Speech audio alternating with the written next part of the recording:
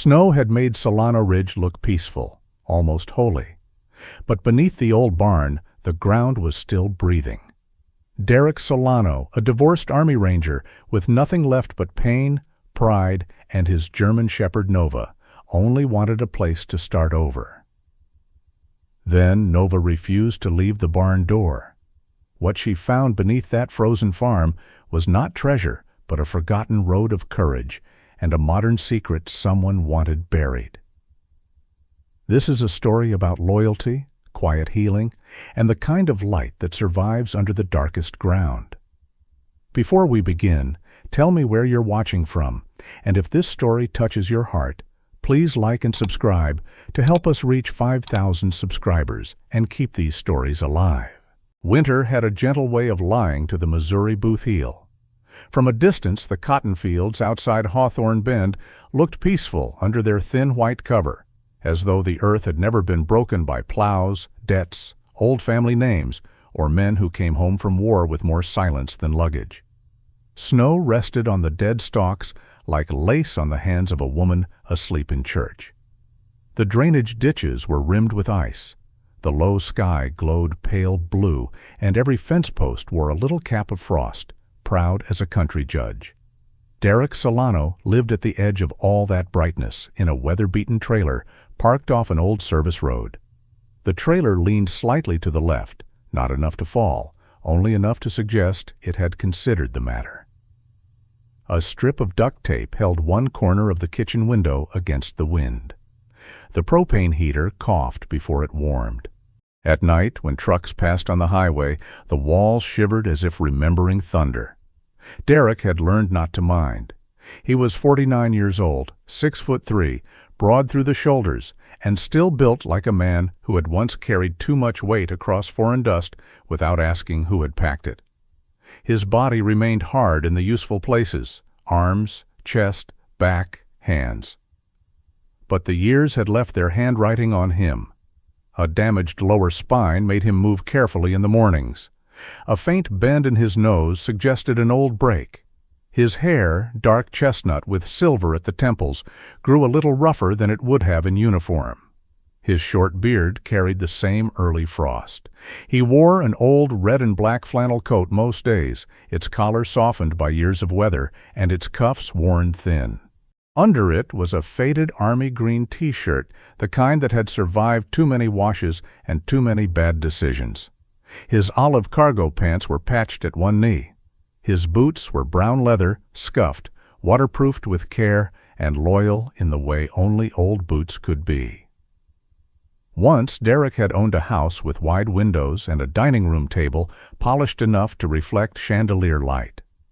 Once he had sat across from the Fairborn family of Mississippi, people who spoke of charity with silver forks in their hands and of weakness with honey in their voices.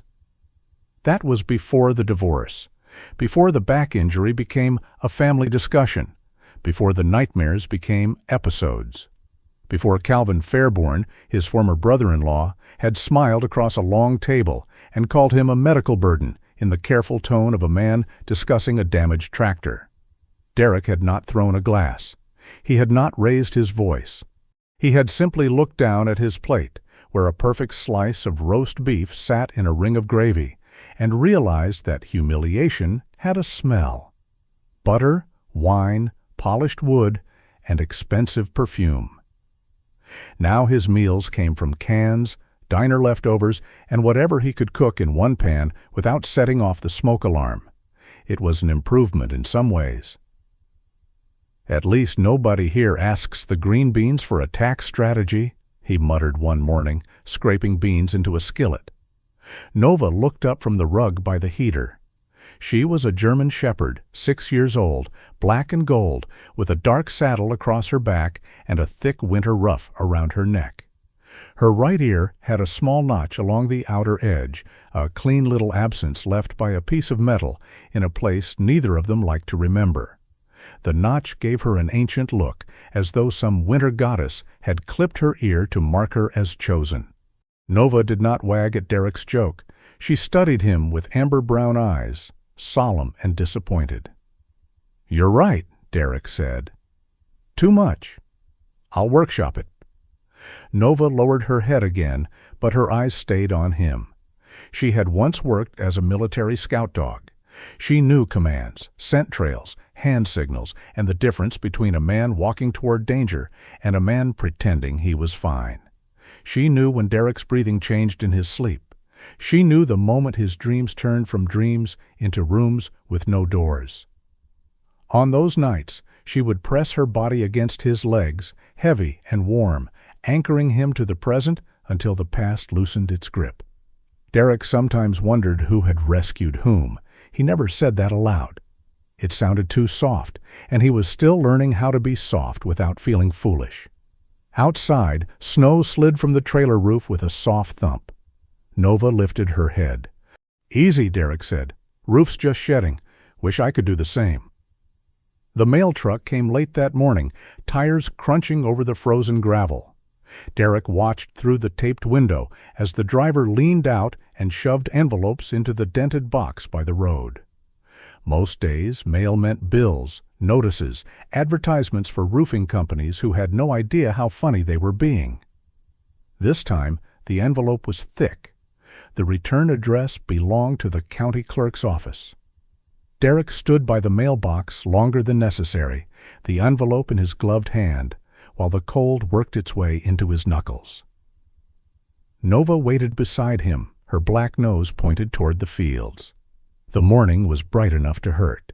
Snow glittered on the cotton stubble, and the whole world seemed to be holding its breath. Inside the trailer, he opened the envelope with a pocket knife. At first, the words did not arrange themselves into sense. Property auction, delinquent taxes, Solano Ridge, maternal family line, public sale, successful bid confirmed. He read it twice, then a third time. Solano Ridge.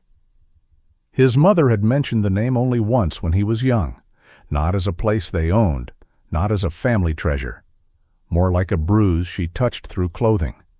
There had been relatives on her side, old land, old disagreements, papers no one could find, and a farm nobody wanted because it flooded in spring and froze mean in winter. Derek had put in a low bid weeks earlier after receiving a notice tied to an old inheritance claim. It had been half curiosity, half stubbornness, and maybe a little of the bad gambling instinct that made lonely men buy lottery tickets at gas stations.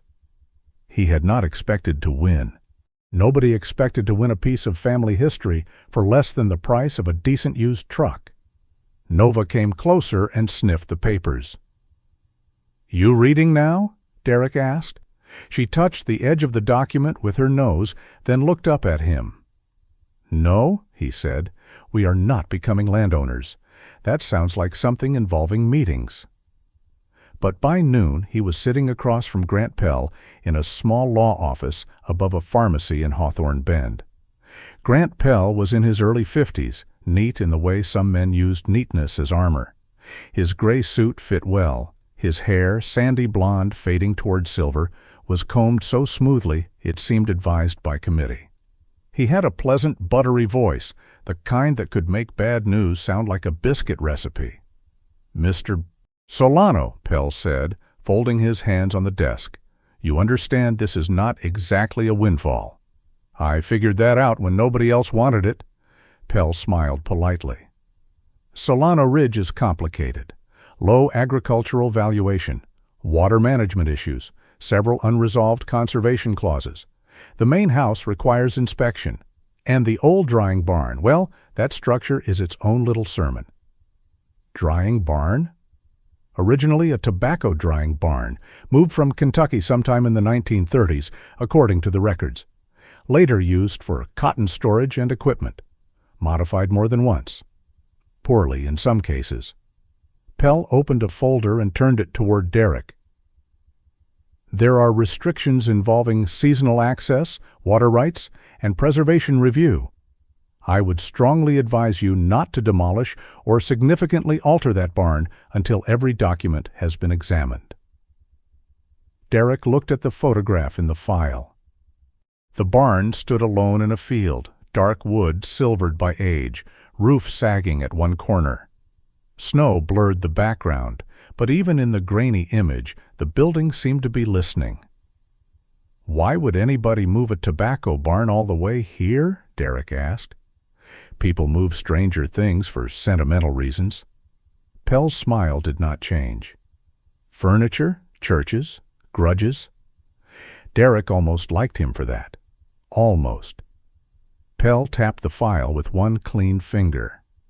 "There may also be parties interested in relieving you of the burden." There it was again. Burden. The word walked into the room wearing Calvin Fairborn's cologne. Derek sat back slowly. His spine complained. He ignored it. "I just got the place," he said. "Of course, I only mean that land can become expensive very quickly, especially land with legal knots. You are under no obligation, but if an offer comes, you may wish to consider it seriously." Derek looked through the office window at the street below. Snow had begun falling again, fine and bright, dusting the hoods of parked cars. For a moment he saw another table, another room, white plates and shining glasses, Calvin's smile smooth as a blade kept in velvet. A medical burden. Derek folded the papers and put them back into the envelope. "I'll look at it first." Pell nodded. "That is your right." It sounded like a warning dressed as courtesy. By mid-afternoon, Derek and Nova were driving north out of town in his old pickup, the trailer shrinking behind them in the mirror. The truck's heater worked when it felt appreciated. Nova sat in the passenger seat, upright and grave, her leather collar dark against the gold fur of her neck. A small brass name tag tapped softly whenever the tires hit a rut. The road to Solano Ridge wound past sleeping fields and narrow canals glazed with ice. Cotton stalks rose through the snow like the bones of tiny forests. The world was not dark.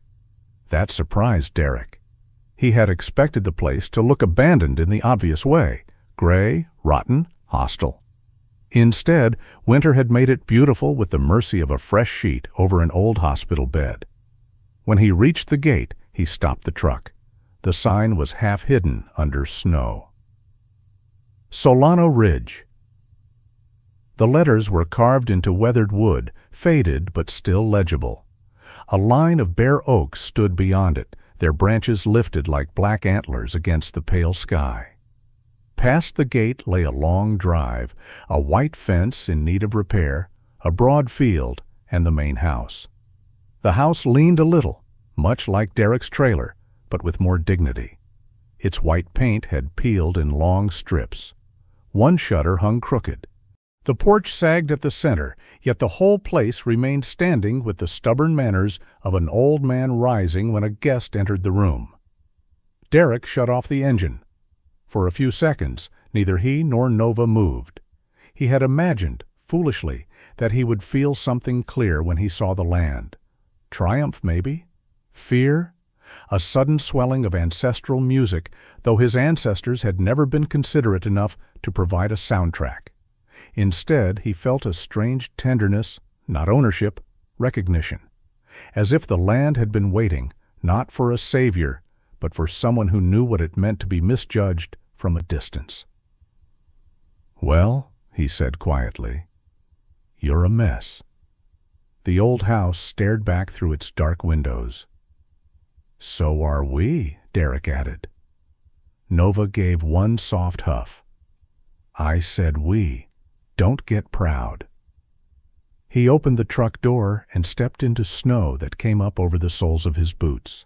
Cold air filled his lungs. It smelled of wet wood, frozen grass, old cotton, and something deeper he could not name. Nova jumped down after him.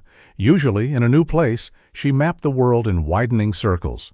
She would check fence lines, scent posts, corners, sheds, tire tracks, anything that told a story through the nose. This time, she did not circle. She stood still. Her head turned toward the old barn at the far side of the property. It was larger than it had looked in the photograph, built from dark vertical boards, its roof patched in mismatched metal, its wide doors closed but not sealed. One side had settled lower than the other. Snow lay along the roofline, shining in the late sun. It should have looked harmless, maybe even picturesque, the kind of place tourists photographed and called rustic before returning to hotels with good plumbing. Nova did not think it was harmless. Her body tightened from shoulders to tail. Her ears rose, the notched right one giving her silhouette a wounded nobility. She lowered her nose toward the ground and walked straight to the barn. "Nova," Derek called. She did not look back. That alone made him follow. His boots crunched behind her. The snow around the barn was smooth, except for animal tracks and the faint scrawl of wind-blown grass. Nova reached the threshold and stopped. She sniffed along the bottom edge of the door, then moved to the left corner where the foundation stones met the frozen earth. Derek came up beside her, one hand resting against the rough wood. The barn smelled old, not simply unused, but layered. Dry leaves, dust, weather, earth, and the ghost of crops stored by hands long gone. Somewhere under the smell of rot was a cool draft, faint as a whisper through teeth. Nova placed one front paw on the threshold. Then she froze. Not frightened, not aggressive, guarding. Derek felt the hair rise along the back of his neck, which annoyed him. He was too old to be spooked by a barn with posture problems.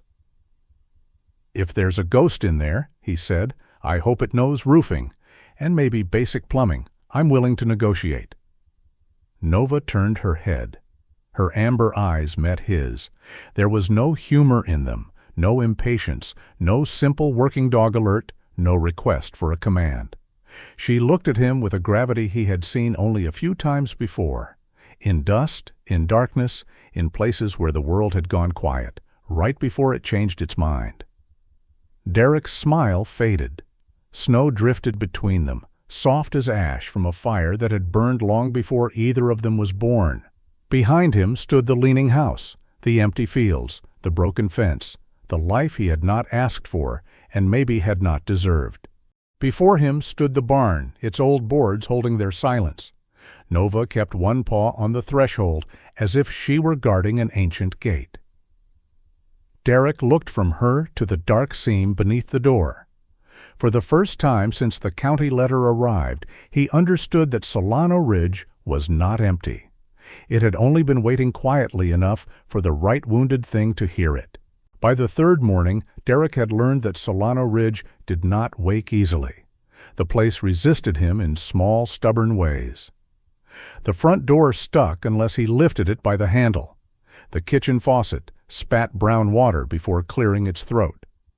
The porch boards complained under his boots like old men asked to dance before coffee. Every hinge seemed to have a personal grudge against motion. Still, the house stood. That mattered to Derek. He spent the first days clearing only what had to be cleared.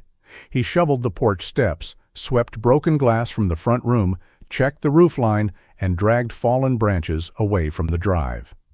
Snow came and went in soft fits, never enough to bury the land, only enough to keep changing its face. 1 hour the cotton fields were gray and bare. The next, they shimmered white beneath the winter sun, as if some careful hand had powdered the earth to hide its age spots. Nova followed him everywhere. She did not romp through the snow the way some dogs might have. She moved with purpose, nose working, ears alert, her black and gold coat bright against the pale fields. At times she would pause near the old irrigation channels that cut through the property. They ran dark beneath skins of ice, long, narrow veins under winter's white flesh. "Don't fall in," Derek told her as he leaned on a shovel. "I am not emotionally prepared to rescue a dramatic shepherd before lunch." Nova glanced at him, then stepped neatly away from the ditch. "That's what I thought." The farm was not a grand plantation, no matter what the auction listing had tried to imply. There were no marble columns, no sweeping balcony, no cinematic avenue of oaks fit for a tragic violin score. Solano Ridge was a patched-together farm that had survived by compromise. A farmhouse with additions from 3 different decades. A machine shed with one wall of corrugated tin and one of cedar planks. A smokehouse long empty. A collapsed chicken coop. The old drying barn stood farther out, half tobacco memory, half cotton storage, built like something assembled by men who had more determination than money. The place smelled of old wood, cold soil, mouse nests, and forgotten harvests. It should have depressed him. Instead, it gave him work. Work was merciful. Work did not ask him to explain why he woke at 2:17 every morning. Work did not call him a burden. Work did not stare politely at his cane when his back seized in bad weather. A broken fence was honest. A rotten board did not pretend concern before deciding you had become inconvenient. By noon, his lower back burned, so he drove into Hawthorne Bend for coffee, nails, and whatever food came with the least amount of preparation. The Silver Spoon Diner sat on the corner of Main and Cypress, its windows fogged by heat and frying butter. A bell jingled when Derek pushed open the door. The smell hit him first: coffee, bacon, pie crust, onions, warm bread. After 3 days of canned soup and stubborn masculinity, it felt almost illegal. A woman behind the counter looked up from refilling a mug. She was in her 60s, short, round, and quick-moving, with gray blonde hair pinned back by a silver clip. Her cheeks were pink from the kitchen heat, and her pale blue eyes had the sharpness of someone who could spot a lie, a bad tip, or an overcooked egg from across the room. "You're the Solano boy," she said. Derek paused. "I'm 49. Didn't say you were a young boy." She set the coffee pot down. "Said you were the Solano boy. Sit before you start looking heroic and faint on my floor." Nova, waiting outside the glass door where Derek had told her to stay, stared in with priestly disapproval. The woman pointed at the dog. "She yours?" "Mostly. Some days I think I'm hers." "Good. Means she has judgment." She raised her voice. "Bring her around to the side door. I've got a corner by the heater. If anybody complains, they can eat at the gas station and learn humility." That was how Derek met Ruth Ann Bell. She owned the Silver Spoon, though "owned" seemed too mild a word. Ruth Ann ruled it with a coffee pot in one hand and a biscuit tray in the other, dispensing food, gossip, warnings, and emotional correction with equal efficiency. Within 10 minutes, Derek had coffee strong enough to make his fillings reconsider their life choices, a plate of eggs, and Nova had been given a strip of bacon, by accident. "Your mama came through here when she was young," Ruth Ann said, leaning on the counter while Derek ate. "Lena Solano, pretty girl, quiet, had the look of somebody listening to music nobody else could hear." Derek's fork slowed. "My mother didn't talk much about this place." "No, folks who leave Hawthorne Bend usually don't.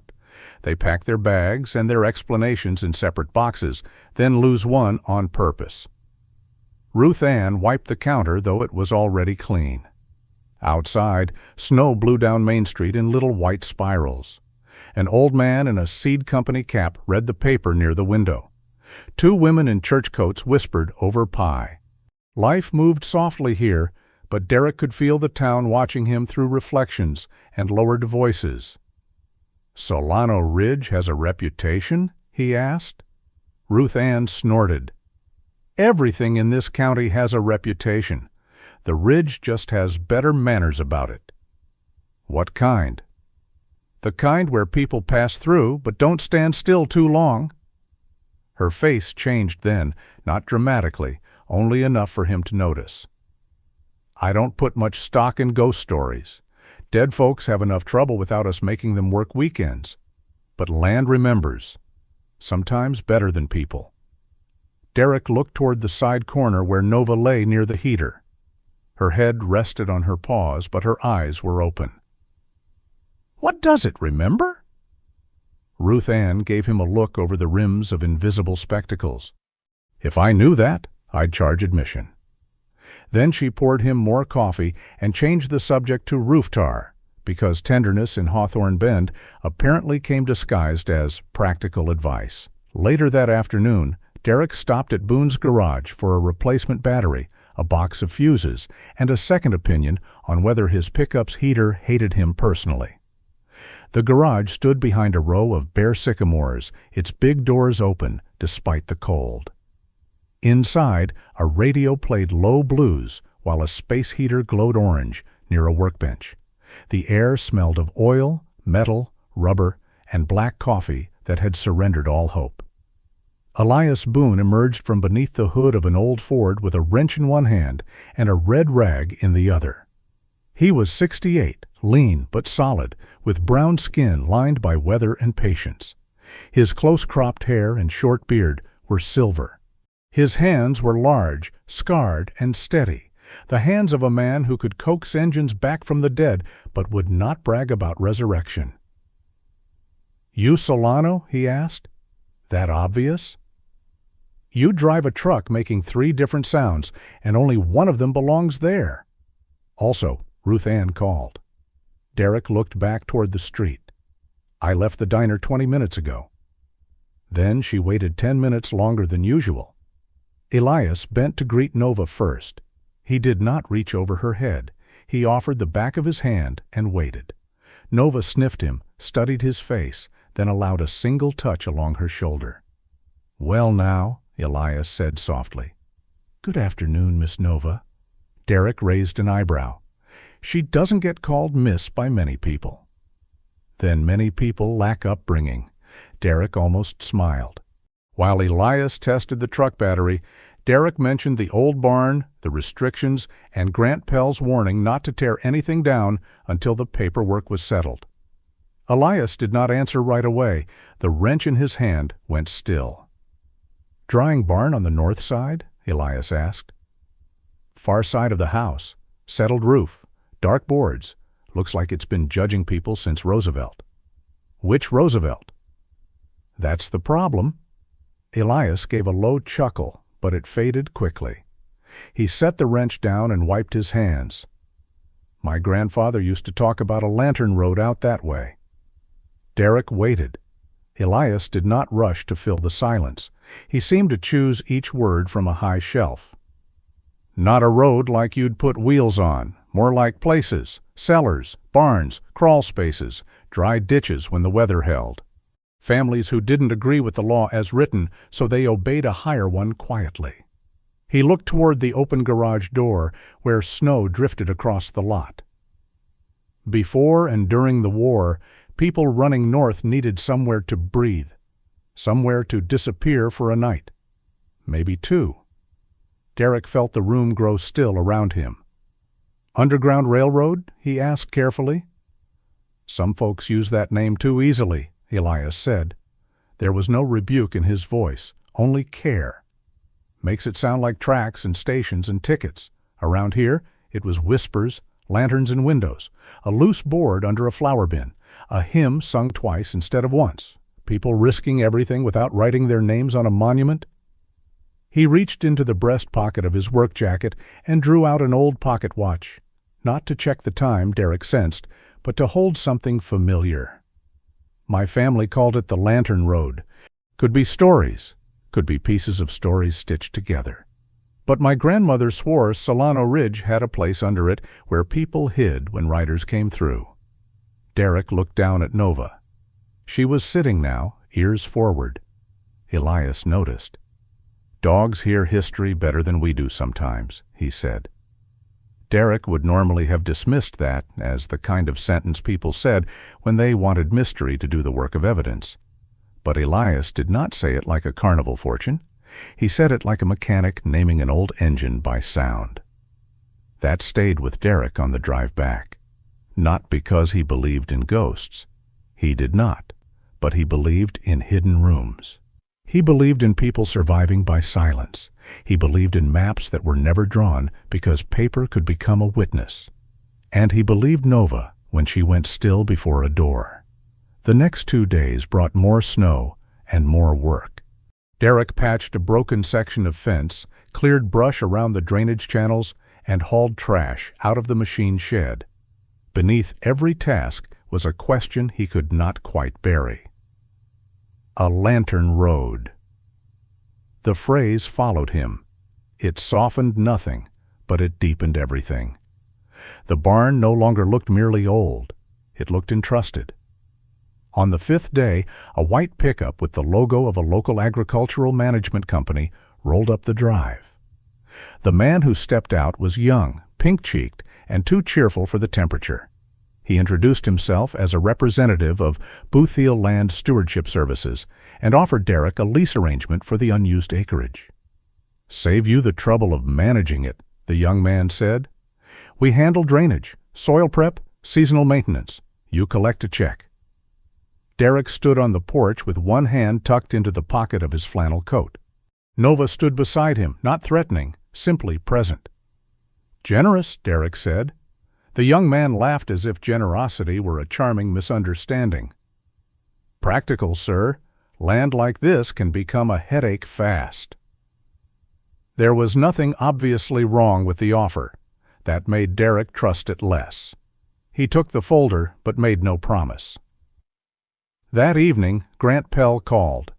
His voice came through the phone smooth and warm, a biscuit with a razor hidden in the middle. "I understand you may have been approached about leasing portions of the property," Pell said. "News travels?" "In small towns, news doesn't travel. It multiplies." A soft chuckle. "I may have something more beneficial.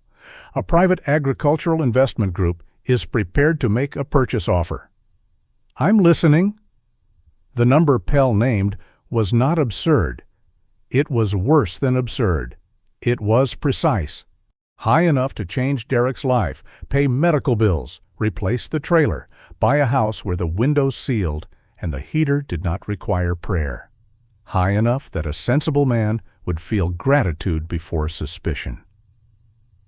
Derek said nothing. Pell continued. "This would relieve you of the burden of managing a complex property." Burden? Again. The word did not strike like a hammer. It slid in like a cold wire. Derek saw Calvin Fairborn at that long polished table, saw the controlled sympathy, heard the civilized cruelty. A burden, Calvin had said, as if Derek were not present, as if pain had made him furniture. Nova stepped closer and pressed her shoulder against Derek's leg. He had not realized his breathing had changed. "I'll think about it," Derek said. "Of course, but offers like this can be time-sensitive." "So can bad weather." A pause. Then Pell laughed politely. "Indeed. Good evening, Mr. Solano." Derek ended the call. For a long moment he stood in the dim kitchen of the old farmhouse, phone in hand. Through the window the fields lay under moonlit snow. The barn was a black shape against the white, still and waiting. He could sell. The thought came clean and bright. He could walk away before the place knew his name too well. He could take the money and buy ease, or the nearest American imitation of it. He could prove, in the language people like Calvin respected, that he had not been ruined. Nova leaned harder against his leg. Derek looked down. Her amber eyes held no command, no plea, only presence. And that was the trouble with loyalty. It did not tell a man what to do. It simply stood beside him until he could hear himself. "No," Derek said quietly. The word surprised him. Nova's tail moved once. "I didn't say steak," he told her. "Don't celebrate." But he set the phone face down on the counter and did not call Pell back. That night, the cold sharpened. The sky cleared, and the snow outside reflected enough moonlight to turn the rooms pale. Derek had made a bed on an old couch in the front parlor because the upstairs rooms still needed inspection. He woke sometime after midnight to the soft pressure of Nova's nose under his hand. He opened his eyes. She stood beside him, body tense, ears high. "What is it?" Nova turned and walked toward the back door. Derek sat up slowly, waiting for pain to settle into its usual places. He pulled on his boots, coat, and gloves. Outside, the air was so cold it seemed almost holy. Their breath rose in white clouds. The fields were silent except for the faint tick of ice along the irrigation channels. Nova led him to the barn. This time she did not stop at the threshold. She circled the building once, nose close to the ground, moving with deliberate care. At the north wall, she paused near a gap where the foundation stones met packed earth. She sniffed, stepped back, then moved to the western corner, where a thin draft slipped between two boards. Derek felt it against his wrist. Cold air, not wind from outside, something moving from within. Nova continued, tracing an invisible pattern around the barn. She stopped at small cracks, seams, old nail holes near the lower boards. Then she returned to the left corner and stood broadside in front of it, placing herself between Derek and the wall. "Nova." She did not move. Derek knelt carefully, wincing as his back objected. He took off one glove and held his hand near the baseboard. The draft touched his fingers again. Faint, steady, breathing from under the earth. The barn seemed larger in the moonlight, its old boards silvered, its roofline dark against the stars. Derek thought of Elias Boone's voice in the garage. Lanterns in windows, a loose board under a flower bin. People risking everything without writing their names on a monument. Nova looked not at the wall, but below it, not hunting, not guarding evidence, listening. Derek placed his palm flat against the frozen ground. For a moment he imagined the land beneath him as a sleeping giant with one hidden lung still working in the dark. Nova lowered her head and gave a sound he had heard only a few times in all their years together. Not a bark, not a growl, but a low, grieving whine. Derek's chest tightened. Whatever waited beneath Solano Ridge, Nova was not reacting to a secret. She was reacting to a sorrow. He stayed there beside her until the cold crept through his knees and the moon slipped behind a cloud. He did not dig, not yet. He did not pry boards loose or force the door.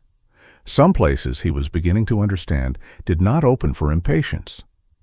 At last he rose and rested a hand on Nova's head. "All right," he whispered. "We'll listen first." Nova leaned briefly into his touch. Behind them, the house stood crooked and pale. Before them, the barn held its silence. Around them, the thin snow of Hawthorne Bend shone like scattered salt, like old stars fallen to earth, like 1,000 small lanterns waiting to be lifted. Moonlight changed Solano Ridge into something older than itself. The snow in the yard caught the silver light and held it there, turning the farm into a stranded boat on a white and silent sea. The house leaned beneath its roof of frost. The bare oaks stood like black masts. Beyond them, the cotton fields stretched flat and shining, each broken stalk a small, dark mark on the page of winter. Derek woke before he knew why. There was no shout in the room, no crash from the kitchen, no branch scraping the window, only Nova's muzzle pressing beneath his hand with steady insistence. He opened his eyes. She stood beside the old couch where he had been sleeping, her body still, her ears lifted. Her right ear, with its small torn notch, caught a narrow blade of moonlight. She did not pace. She did not whine. She did not bark. She simply waited. Derek lay still for one breath, then another. In the old days, he had learned to distrust sudden quiet. Quiet could be a sleeping house. It could also be the moment before the world showed its teeth. "What is it, girl?" he whispered. Nova stepped back once, turned toward the hallway, and looked over her shoulder. It was not a request. It was a summons. Derek sat up slowly, letting his lower back announce its objections in the usual language of fire and iron. He reached for his boots, his flannel coat, his flashlight, and the small field bag he had started keeping by the door.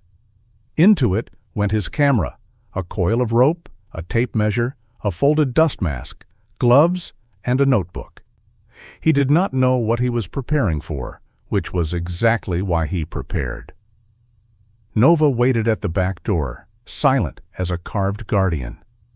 Outside, the cold struck clean and hard.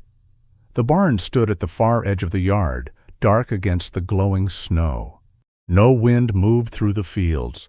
The world seemed to be listening with both hands cupped around its ears. Derek followed Nova across the yard. His boots sank into the shallow snow. Each step sounded too loud. The old drying barn waited with its patched roof and weather-dark boards, neither welcoming nor refusing him. It had the patient look of a thing that had seen generations of men arrive with tools, pride, fear, and lies, then watched them all leave. Nova went straight inside. Derek had loosened the barn door earlier that day, enough to open it without tearing the hinges free. It groaned now as he pulled it wide. Moonlight slipped over the threshold behind them and reached across the dirt floor in a pale rectangle. The smell inside was stronger at night.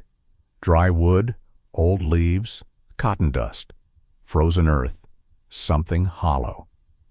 Nova moved to the north corner near the foundation stones. She lowered her nose to the hard-packed dirt, sniffed twice, then began to scrape. Not wildly, not like a dog chasing a buried bone. Each stroke of her paws was sharp, deliberate, almost disciplined. Dirt and old straw kicked backward. She paused, smelled again, shifted 6 inches to the left, and dug harder. Derek crouched beside her, ignoring the protest in his spine. "All right," he murmured. "Let's not remodel the whole building with your feet." He took a small trenching shovel from his bag and worked at the place she had opened. The ground was cold, but not frozen solid beneath the top crust. A few inches down, the shovel struck wood. The sound was dull. Derek stopped. Nova stopped too. For a moment, the two of them listened. Nothing. Derek cleared more dirt by hand. A flat wooden panel appeared beneath the soil, its surface dark with age and packed clay. It was not part of the floor by accident. Someone had hidden it. Someone had meant for it to stay hidden. His pulse slowed. That was an old habit. Fear made some men rush. Derek's fear had always gone quiet and precise, like a clock beginning to keep better time. He brushed the edges clear, found an iron ring almost eaten by rust, and worked it loose with his knife. The panel resisted, then shifted upward with a sigh of stale air. Cold breath rose from below. Nova leaned forward, nostrils moving. Derek shone the flashlight down. The beam found a narrow opening, a few rough steps, and packed earth walls disappearing into dark. "Well," he said softly, though his mouth had gone dry. "That's inconvenient." Nova looked at him. "I know. Historic, meaningful, probably dangerous. Still inconvenient." He tied the rope to a support post, tested the old steps with one boot, then descended carefully. The air below was dry, colder than the barn, and so still it felt untouched by ordinary time. Nova followed after him without needing a command. The tunnel was narrow enough that Derek had to turn his shoulders in places. The walls were earth, pressed hard, supported here and there by old beams. Some had bowed with age. Others looked surprisingly sound, darkened by time but still holding. Whoever built this had known what they were doing or had learned quickly because lives depended on it. The thought settled over him heavier than the dirt above. His flashlight moved along the wall. At first, there were only scratches, root hairs, mineral stains, the old language of ground and pressure. Then the beam caught a mark carved into a support beam. An arrow, small, careful, pointing north. Below it was the shape of a lantern. Derek moved closer. Nova stood beside him, quiet. The wood bore more marks. A faint letter N, a line of notches, and then, carved in uneven but determined letters, a sentence.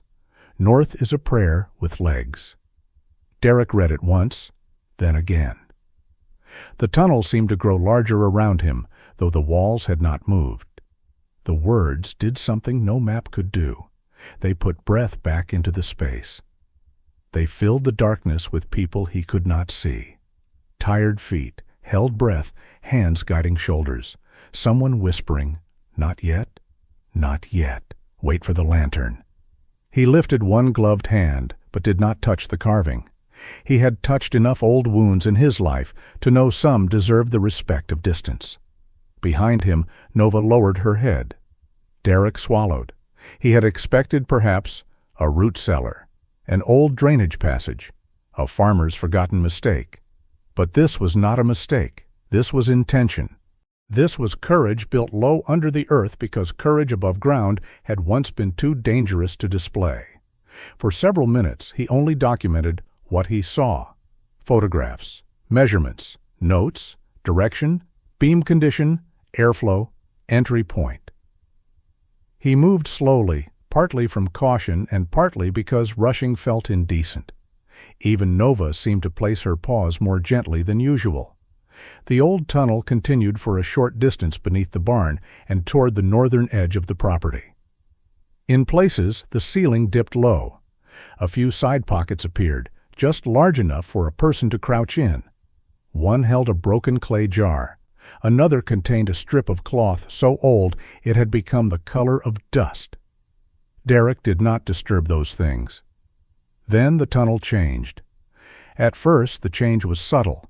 The earth wall gave way to a section cut too cleanly. The floor became flatter. Old timber supports ended. A concrete lip appeared where no concrete belonged. Derek stopped at the edge. Nova's body tightened. The flashlight beam slid forward into a newer passage. Concrete walls, roughly poured, practical. Recent enough that the surface had not yet surrendered its sharpness to age. A black cable ran along the upper corner, held by cheap clips. A small camera, cracked and dead, hung near the junction. The old lantern road had been cut open and forced to become something else. Derek's jaw set. He stepped onto the concrete. Here the air changed too. It carried dampness, machine oil, plastic, and the sour odor of places used without care. The passage sloped toward what must have been the irrigation system. Somewhere far off, water ticked steadily. Nova moved ahead, nose low. "Slow," Derek whispered. She slowed. The new section did not run for miles. Derek could tell by the grade, the airflow, the direction of the water. It was local, likely connected to channels and drainage structures around Solano Ridge. But local did not mean harmless. His light found tire marks from a small cart. Then a pair of work gloves, a plastic water bottle, a folded blanket, another blanket beside it, cleaner than the floor deserved, squared off with care. That small act of neatness struck him harder than the camera. Someone had folded it. Someone had tried to make a hard place less humiliating by putting one corner over another. In Derek's experience, people did that when everything else had been taken from their control, and they needed one small square of order to remain human. He photographed it. Farther in, he found papers inside a cracked storage bin. Moisture had damaged some, but not all. There were lists with initials instead of names, dates, vehicle numbers, work assignments, housing codes, and payment columns that made no honest sense. There were copies of contracts written in language so dense it seemed designed to trap anyone who needed help understanding it. Schedules, routes, references to farms beyond the county line, abbreviations he did not yet understand. No single page explained the whole evil. That was how systems hid. Not in one monster's confession, but in forms, numbers, polite signatures, and places no one thought to look. Derek felt a cold anger rise in him. It was not the hot anger he had known at the Fairborn table. That had been personal, humiliating, almost childish in its helplessness. This was different. This anger stood upright. It did not want revenge. It wanted light. Nova gave a low sound. Derek turned. She stood near the far wall where the concrete passage narrowed toward a grated drainage opening. Her eyes were fixed, not on the grate, but on the floor beside it. There, half tucked under the edge of the wall, was a strip of blue fabric. Derek bent and lifted it with 2 fingers. Not old, not historical. A torn piece from a work shirt, maybe. Ordinary, recent, human. He placed it in a clean evidence bag from his field kit. He had not planned to need one. He carried them anyway. Old habits were not always curses. The tunnel, for one dreadful second, seemed to contain 2 times at once. In one, people had hidden here because the world above denied their freedom. In the other, people had been moved through here because the world above had found new language for old cruelty. Derek backed away from the drainage passage. He had seen enough. He did not continue deeper. That, too, was discipline. A younger man, or a man trying to prove himself, might have pushed ahead until the dark punished him for pride. Derek had survived too much to mistake curiosity for courage. He marked the junction, took photographs of the modern modifications, collected only what could be taken without disturbing the site too badly, and returned through the old tunnel with Nova close behind. At the carved beam, he paused again. North is a prayer with legs. Whoever wrote that, he said quietly, I hope they made it. Nova looked up at him. Derek reached toward the words, stopped short of touching them, then lowered his hand. When they climbed back into the barn, the moonlight seemed too bright. Derek replaced the wooden panel loosely, not fully covering the disturbed dirt. He did not want the opening lost again. Not now. By morning, he was at Boone's garage. Elias was alone, the big garage door half open to the cold. He looked up when Derek came in and must have read something in his face, because he did not offer coffee, jokes, or mechanical diagnosis. What did you find? Elias asked. Derek set the printed photographs on the workbench, one by one. The arrow, the lantern, the letter N, the carved sentence. Elias did not touch them at first. He stood very still, his hands resting on the edge of the bench. The heater hummed between them. Outside, a truck passed on the road, then faded. When Elias finally picked up the photograph of the lantern mark, his thumb trembled once. My grandmother was not lying, he said. Derek said nothing. Elias took off his cap and held it against his chest, not for ceremony exactly, but because the body sometimes remembered reverence before the mind found words. They made fun of her, you know, he said. Some folks said old people turn fear into stories, so children behave. She used to tell me there was a place under the ridge where the air moved even when the doors were shut. Said if you listened right, you could hear the earth breathing. Derek pulled out the images from the concrete passage. Elias's face changed. The softness did not leave it, but something harder entered beneath. Derek explained only what he had seen. No dramatic conclusion, no wild theory.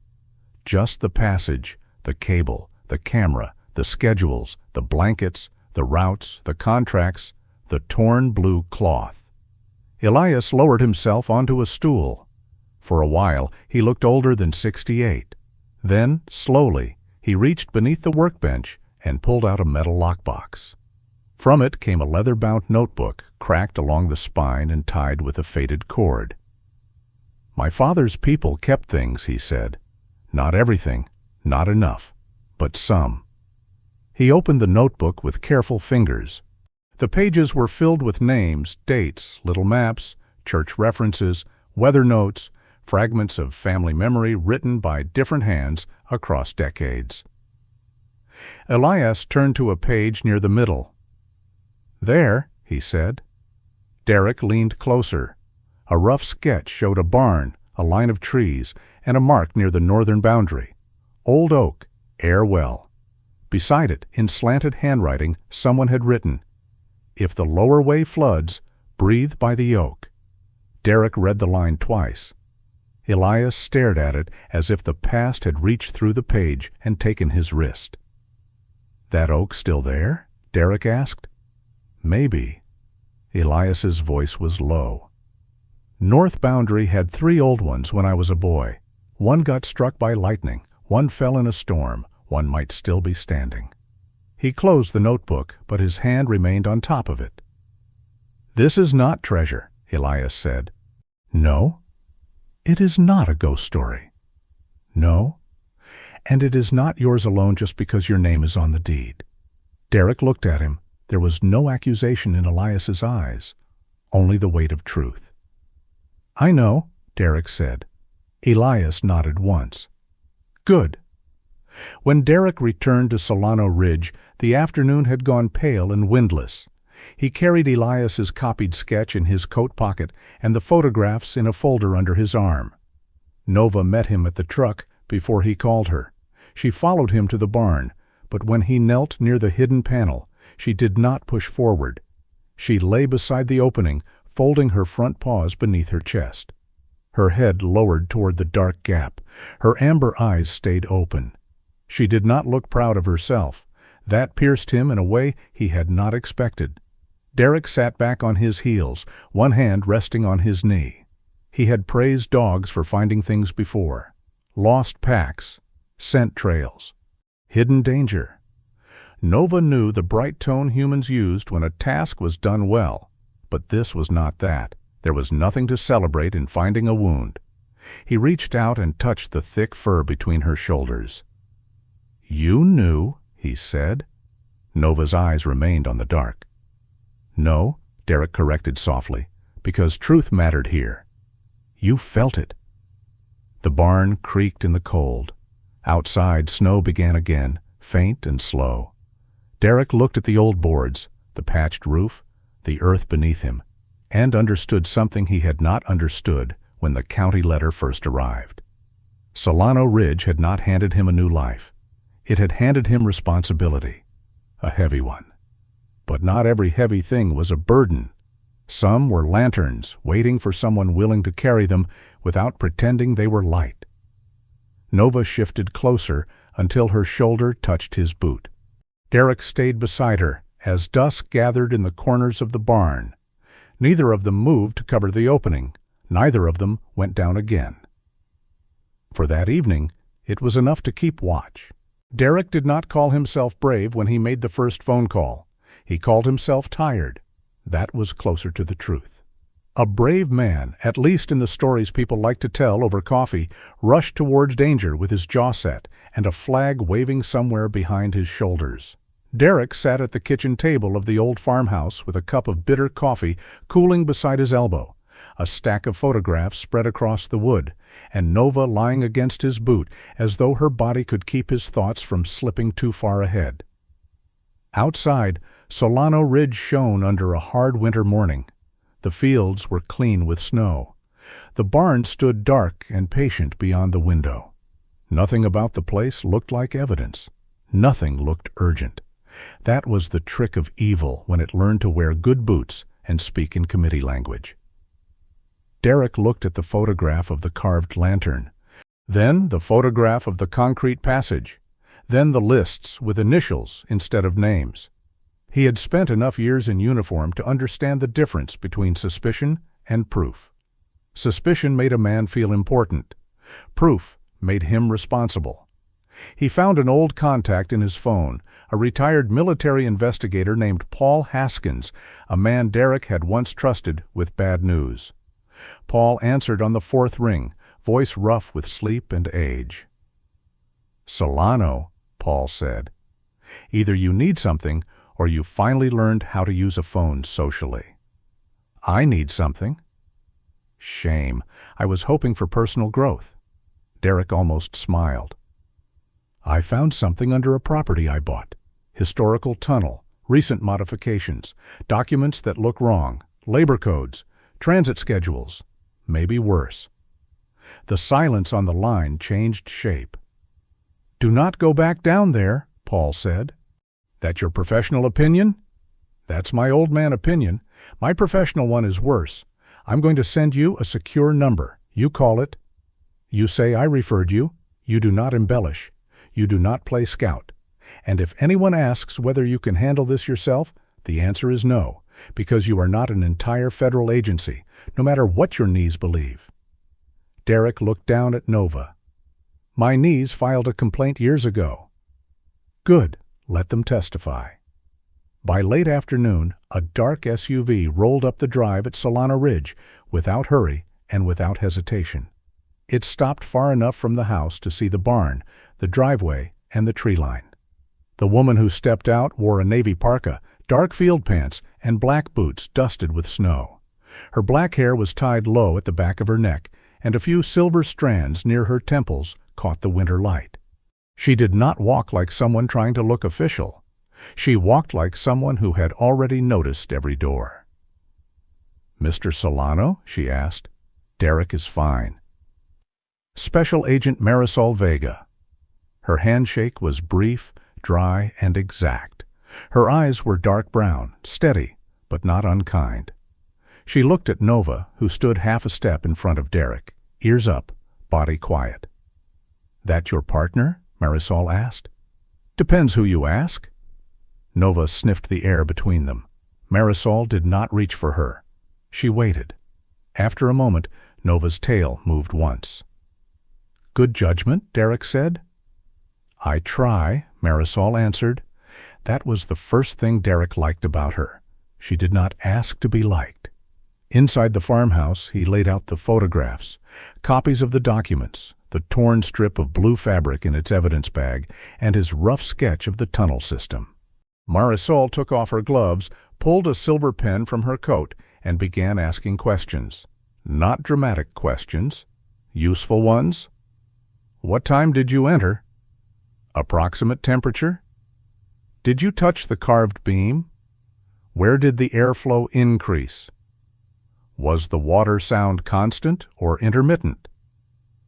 "Describe the grade from the earth section to the concrete section." "Where does the drainage channel run in relation to the north boundary?" She did not gasp at the lantern carving. She did not flatter him for taking photographs. She did not call him a hero, which was fortunate because he might have shown her the door. Instead, she pushed a blank sheet of paper toward him. "Draw it again." "I already drew it." "Draw it again without looking at the first one." Derek stared at her. Marisol stared back. Nova, traitor that she was, rested her chin on her paws as if enjoying a superior form of theater. Derek drew it again. Marisol compared the two sketches, marked the differences, then made him talk through the tunnel as if walking it step by step. By the third pass, he understood what she was doing. She was not testing whether he had imagined things. She was testing whether the space existed consistently in his mind.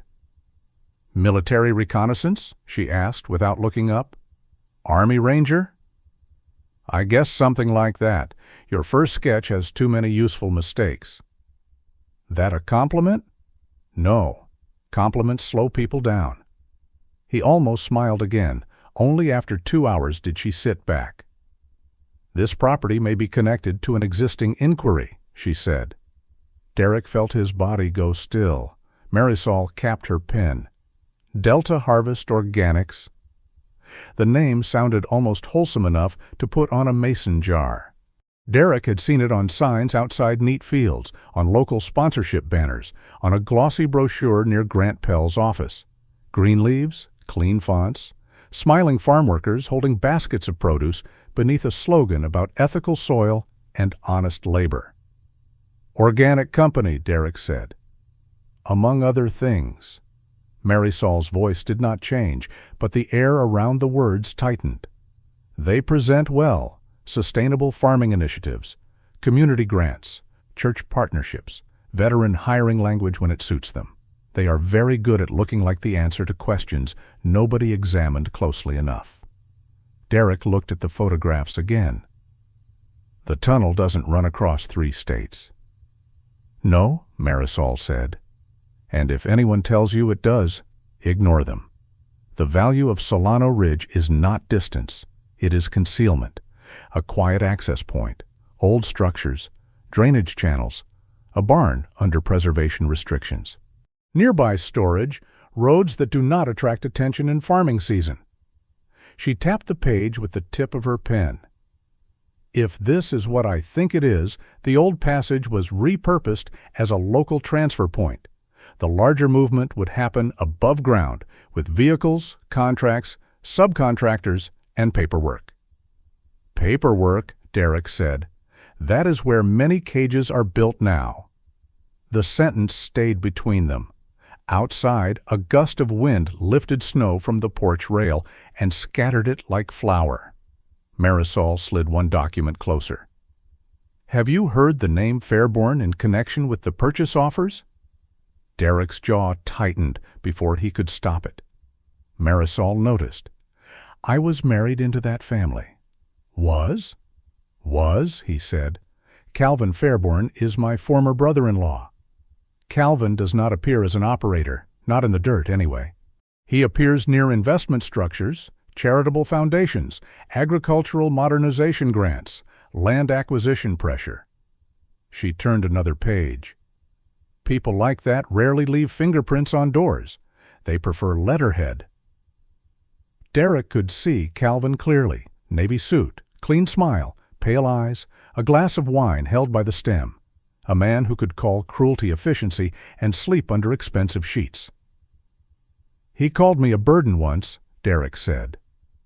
Marisol did not soften her face. That was another mercy.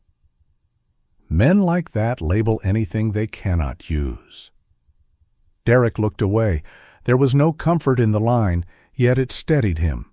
It did not ask him to forgive. It did not ask him to perform pain. It simply named a tool Calvin had used. Marisol gathered the pages into ordered stacks. There is another name you should know. Warren Pike, Regional Operations Director for Delta Harvest. Operations. Warehouses.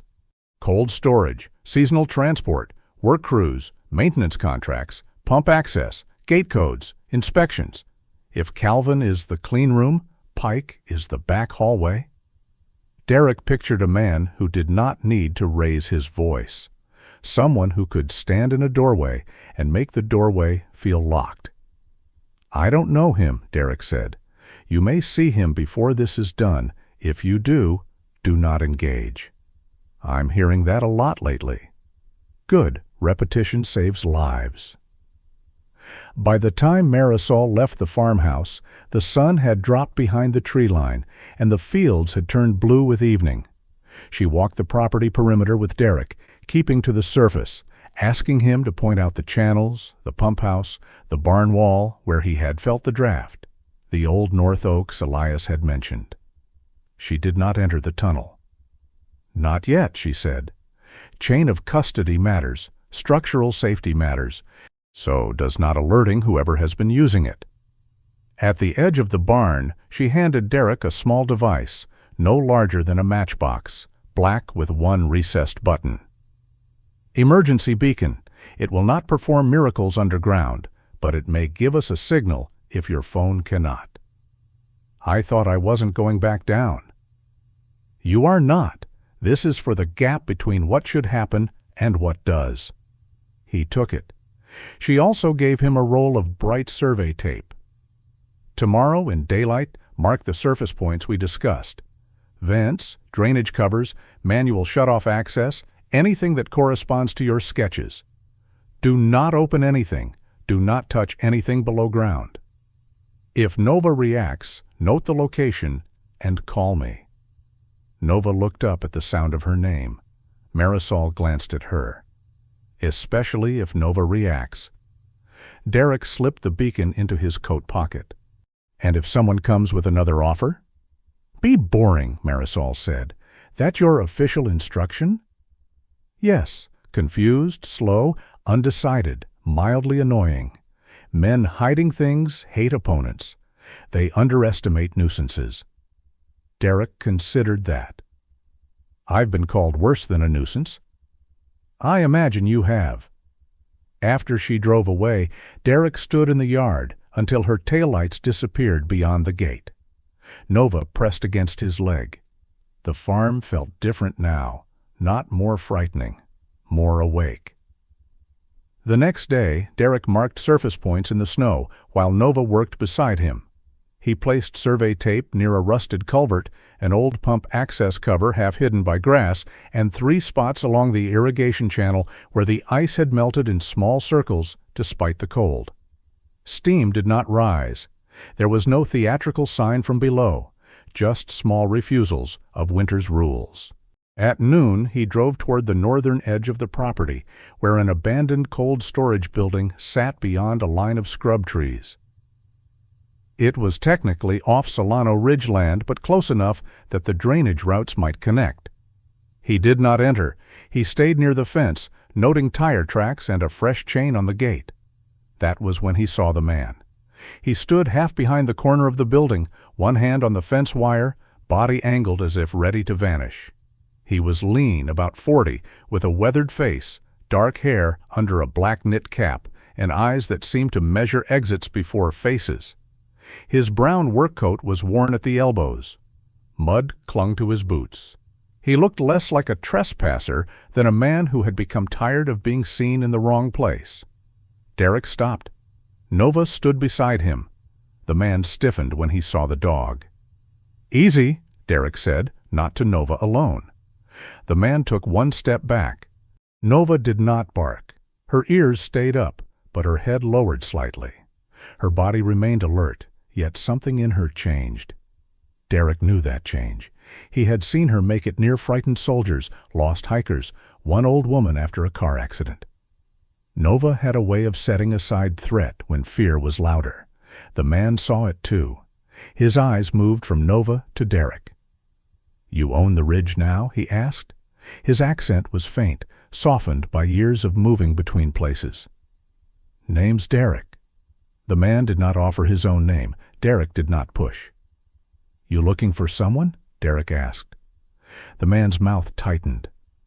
"No." It was the kind of no that carried 10 yeses behind it. From somewhere beyond the cold storage building came the sound of a truck door slamming. The man flinched barely, but Nova noticed. So did Derek. "Road's that way," Derek said, pointing not toward the truck, but toward a gap in the brush leading back toward the county lane. "If you were turned around." The man looked at him for one long second. Then he looked at Nova. "Good dog," he said quietly. Nova's tail did not wag, but she did not look away. The man slipped through the brush and was gone. Derek waited until the sound of his steps disappeared. He did not follow. That was the hardest part. Every instinct trained into him wanted information, pursuit, confirmation. But Marisol's voice was still fresh in his mind. Be boring, be slow, be alive. He returned to the farmhouse and called her. By evening, Marisol had the area under discreet watch. By the following night, the man had a name: Mateo Rivas. Marisol did not bring him to the farmhouse. That would have been too visible. Instead, Derek met her at the back room of the Silver Spoon after Ruth Ann had closed the diner and locked the front door. Ruth Ann claimed she knew nothing and then placed 3 cups of coffee on the table exactly where everyone would sit. Mateo arrived through the kitchen entrance with his cap in his hands. In the yellow backroom light, he looked older than 41 and younger than his eyes. His face was narrow, brown from sun and wind, with stubble along the jaw and deep lines beside his mouth. His hands were rough, the nails scrubbed clean but still marked by work. He sat with his back near the wall and his eyes on the door. Nova lay under Derek's chair. Mateo saw her and seemed to breathe a little easier. Marisol did not open with promises. "You do not have to say anything tonight, but if you do, I need accuracy." Mateo gave a small, humorless smile. "Accuracy is expensive." "Yes," Marisol said. "So is silence." He looked down at his cap. For a while, the only sound was the hum of the refrigerator and Ruth Ann banging something in the kitchen with unnecessary emphasis, perhaps to remind the universe she was still in charge. Mateo spoke at last, not all at once, not like a confession in a movie. He gave pieces. A contractor, a debt that changed shape every month, housing tied to work, papers no ordinary person could read without help. Men moved from farm to farm under different company names, deductions, threats dressed as legal consequences. Supervisors who never used the same words twice when one ugly truth could be split into 10 harmless phrases. He did not describe everything. Marisol did not force him to. When he mentioned Delta Harvest, his voice lowered. When he mentioned Warren Pike, it almost disappeared. "Pike doesn't yell," Mateo said. "He looks at a schedule. Then something happens. Hours cut, beds moved, people transferred, phones gone for repair and not returned. Always a reason, always paperwork." Derek felt cold move through him, not the clean cold of snow. The other kind. The kind that came from seeing how neat cruelty could be when it learned office skills. Marisol wrote carefully. "And Solano Ridge?" Mateo's fingers tightened around the cap. "I was never supposed to go there, only heard. Old barn, old drain, place to wait when inspection routes changed. I saw a map once, not long." Derek looked at him. "Why come near the cold storage building?" Mateo's eyes flicked toward Nova again. "Because some places have doors. People forget," he said. That was all he would say. Marisol closed her notebook gently. "That is enough for tonight." Mateo looked surprised. "Enough?" "For tonight?" she repeated. He nodded once, but he did not rise immediately. Nova stood from beneath Derek's chair and walked toward him. Derek almost called her back. He did not. Nova stopped a few feet away from Mateo and sat. No demand, no performance, just presence, calm and steady. Mateo's face changed. Something in him, held hard for too long, loosened by a thread. He did not touch her. He only lowered his head, eyes shining in a way he fought to hide. "Good dog," he whispered again. Ruth Ann appeared in the doorway with a covered plate.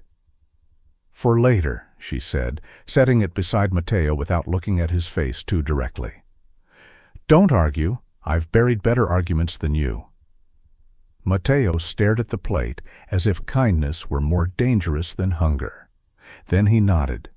Derek watched all of it and understood, with a heaviness that did not crush him, that this story no longer belonged to his anger. It did not belong to Calvin's insults or Grant Pell's offers or even to the old Solano name carved on a county deed. The truth was arriving through many doors, through Elias's notebook, through Marisol's pen, through Mateo's careful words, through Nova's silence, and through the barn itself, old wood above cold earth, once used to hide people from those who hunted freedom, now standing wounded because modern men had learned to hide control beneath green logos and clean speeches. Later, after Mateo left under Marisol's protection, Derek stepped outside the Silver Spoon with Nova. Main Street was empty, the storefronts silvered by frost. A banner across the street advertised a Delta Harvest community luncheon, complete with painted leaves and the promise of growing goodness together. Derek looked at the smiling green letters until they blurred. Nova leaned against his leg. He put one hand on her head. "We're not proving anything to Calvin," he said quietly. Nova looked up. "We're not doing this because of what they called me." The wind moved down the street, carrying the smell of snow, fryer oil, and distant fields. Derek looked toward the dark road leading back to Solano Ridge. "We're doing it because that barn was built to keep people breathing." Nova's tail moved once, slow and solemn.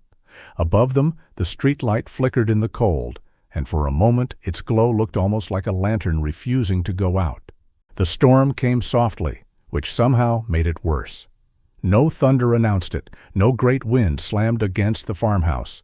Snow simply began to fall after dusk, steady and pale, filling the yard with a silence so complete that even the old boards seemed afraid to creak. By 7 o'clock, Solano Ridge had disappeared into a world of white edges and dim shapes. The barn was a shadow. The fields were gone. The irrigation channels lay hidden under drifting snow, their dark water sealed away like thoughts no one wanted to speak aloud. Derek stood at the kitchen window with a mug of coffee gone cold in his hand. Marisol's team was somewhere beyond the property line, watching from a distance, waiting for Delta Harvest to make a mistake, big enough to hold in court. She had told him twice to stay in the house. Twice, he had said. That almost sounds like distrust. It is experience wearing a nicer coat, she had answered. Now the phone on the counter showed 1 weak bar, then none, then one again, as if the storm were breathing through the signal.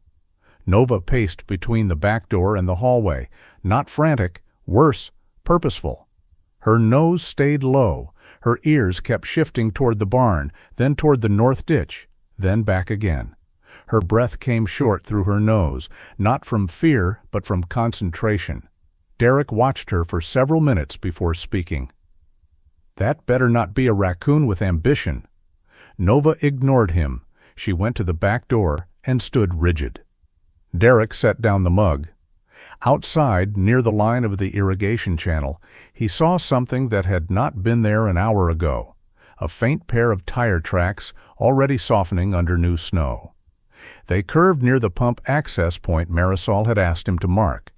The tracks were not deep, but they were fresh enough to show the weight of a vehicle that had come quietly and left quickly. His stomach tightened. He picked up his phone and called Marisol. The call failed. He tried again.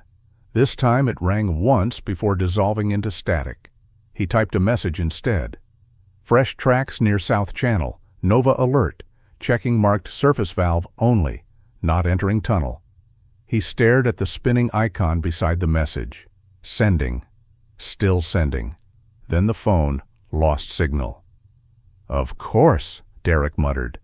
Because why would technology choose this evening to become spiritual? Nova looked at him sharply. I know, bad time. He pulled on his red and black flannel coat, then his canvas vest over it. The emergency beacon went into his chest pocket. His flashlight, gloves, folding knife, and small pry bar went into the field bag. He was not going down. He was not playing hero. He was going to look at the manual valve by the barn wall, make sure it had not been locked or opened, then get back inside. He repeated that plan in his head because pride had a way of changing shape in the dark. Outside, the cold came at him like a blade wrapped in wool. Nova stayed close enough that her shoulder brushed his leg every few steps. Snow gathered along her black saddle and gold ruff. The notch in her right ear caught flakes until she looked crowned with frost. They crossed the yard toward the barn. The tire tracks were clearer near the irrigation channel. Someone had stopped by the pump cover. Derek crouched, shining his light across the snow. A boot print. Another. Then a drag mark where something narrow had been pulled or carried. Not good. The barn door stood closed. Derek had left it latched, not locked. He reached for the handle, and the door opened too easily. That's not comforting, he said. Nova entered first. The smell inside had changed. Usually the barn smelled of wood, old leaves, cotton dust, and cold earth. Tonight there was metal in the air, damp concrete, a faint machine smell, oily and awake. Derek moved to the corner where the hidden panel covered the old opening. The dirt around it had been disturbed. Not much. Enough. He crouched by the wall where Marisol had marked the manual drainage valve on the surface plan. The old iron wheel was half buried behind a loose board near the foundation, connected to a pipe that disappeared downward. He had not touched it since marking it. Now a new chain looped through the spokes. A padlock held it tight. Derek's throat went dry. He took out his phone again. No signal. Marisol, he whispered, though she could not hear him. This is officially me being boring and annoyed. He reached for the beacon in his pocket, ready to activate it, when the barn door slammed behind him. Not from wind, from weight. The sound cracked through the barn and rolled down into the floor. Nova spun, barking once.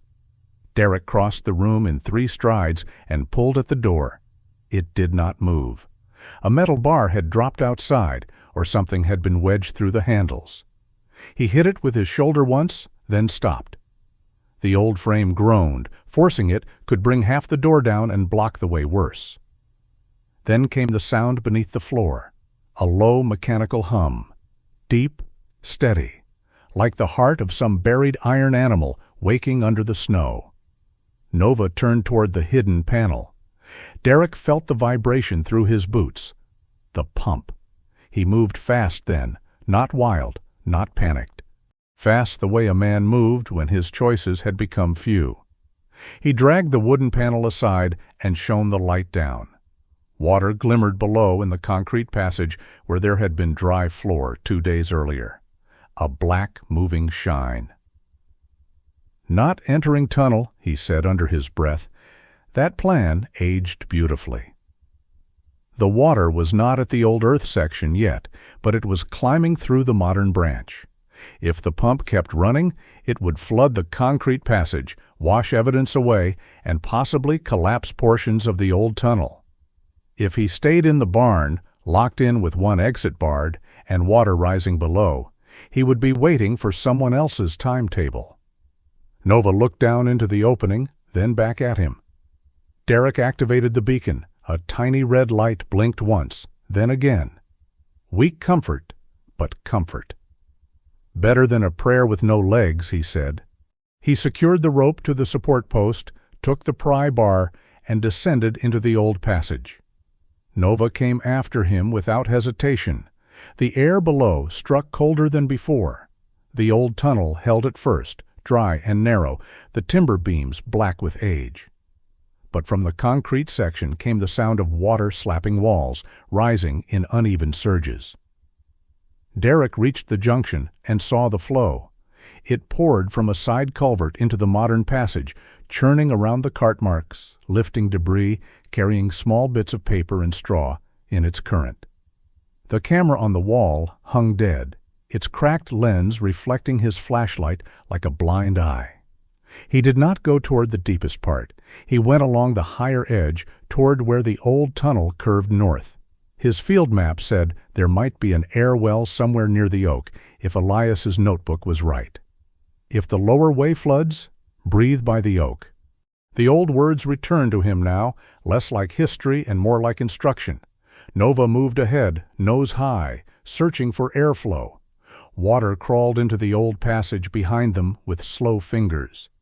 Then Derek heard something in the pump rhythm that his mind refused to keep in the present. Thump, thump, thump. For one breath, the tunnel disappeared. He was not under Solano Ridge. He was somewhere else, years earlier, light strobing, metal shaking, someone calling through dust, a rotor beat turning the air into a fist. His back seized, his hand struck the wall, the flashlight beam jumped. No, not now. The water hit his boot. Thump, thump, thump.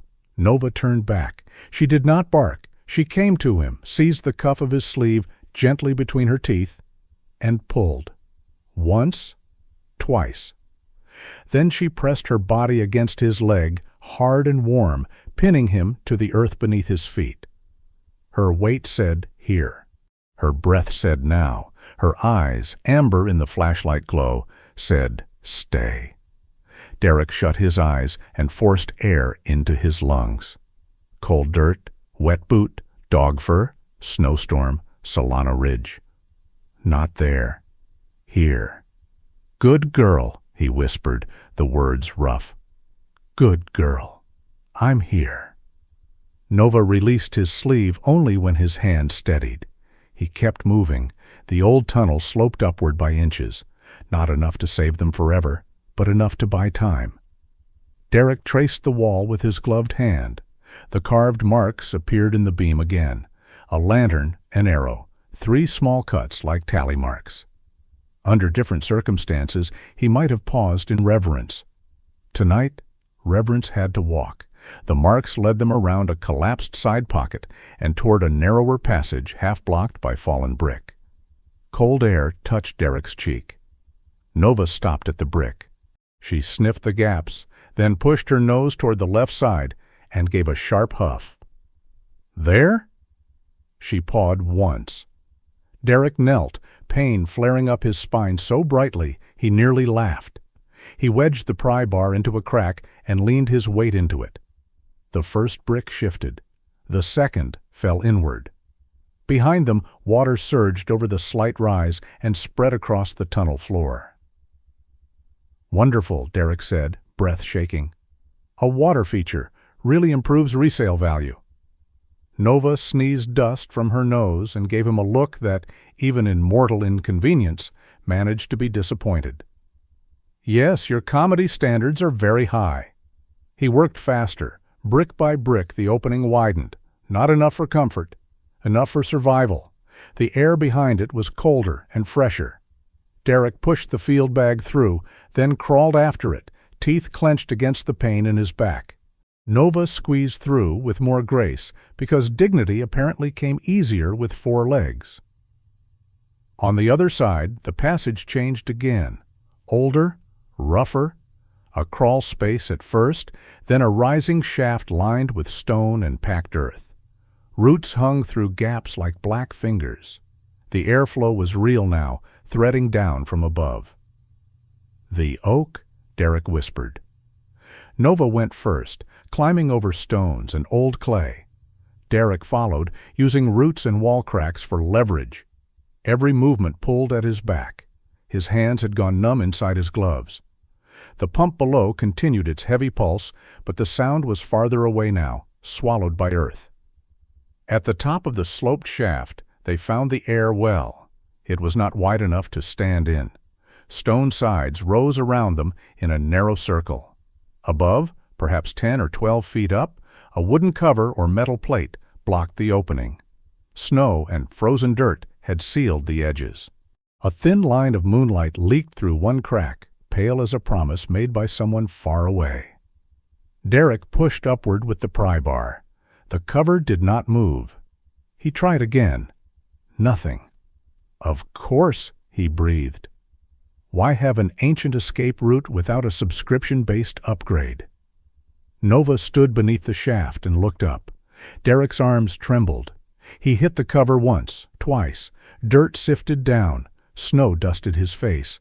The gap widened slightly, but not enough. His strength was thinning. The cold had found the sweat under his shirt. His back pulsed with pain. Somewhere below, water continued filling spaces meant for air and memory. He took out the beacon and held it up as high as he could. The red light blinked. Once, then again. "Come on, Marisol," he whispered. "Be as suspicious as you look."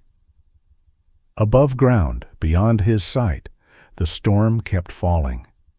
At the edge of Solano Ridge, Elias Boone rode in the passenger seat of Marisol's SUV, one hand gripping the old notebook, the other braced against the dashboard as they bumped over frozen ruts. He had refused to stay behind after Marisol called him about the weak beacon ping. "There were 3 oaks," Elias had said over the phone. "You find the living one, you find the air well." Now Marisol drove without wasting words, her radio clipped low, her jaw set. 2 unmarked vehicles followed behind with lights dark. The beacon had not given them much, only a thin, unreliable pulse near the north boundary. But Elias knew old trees the way some men knew their own children. "There," he said, pointing through the snowfall. A vast oak stood ahead, black-limbed and stubborn, its trunk wider than a church door.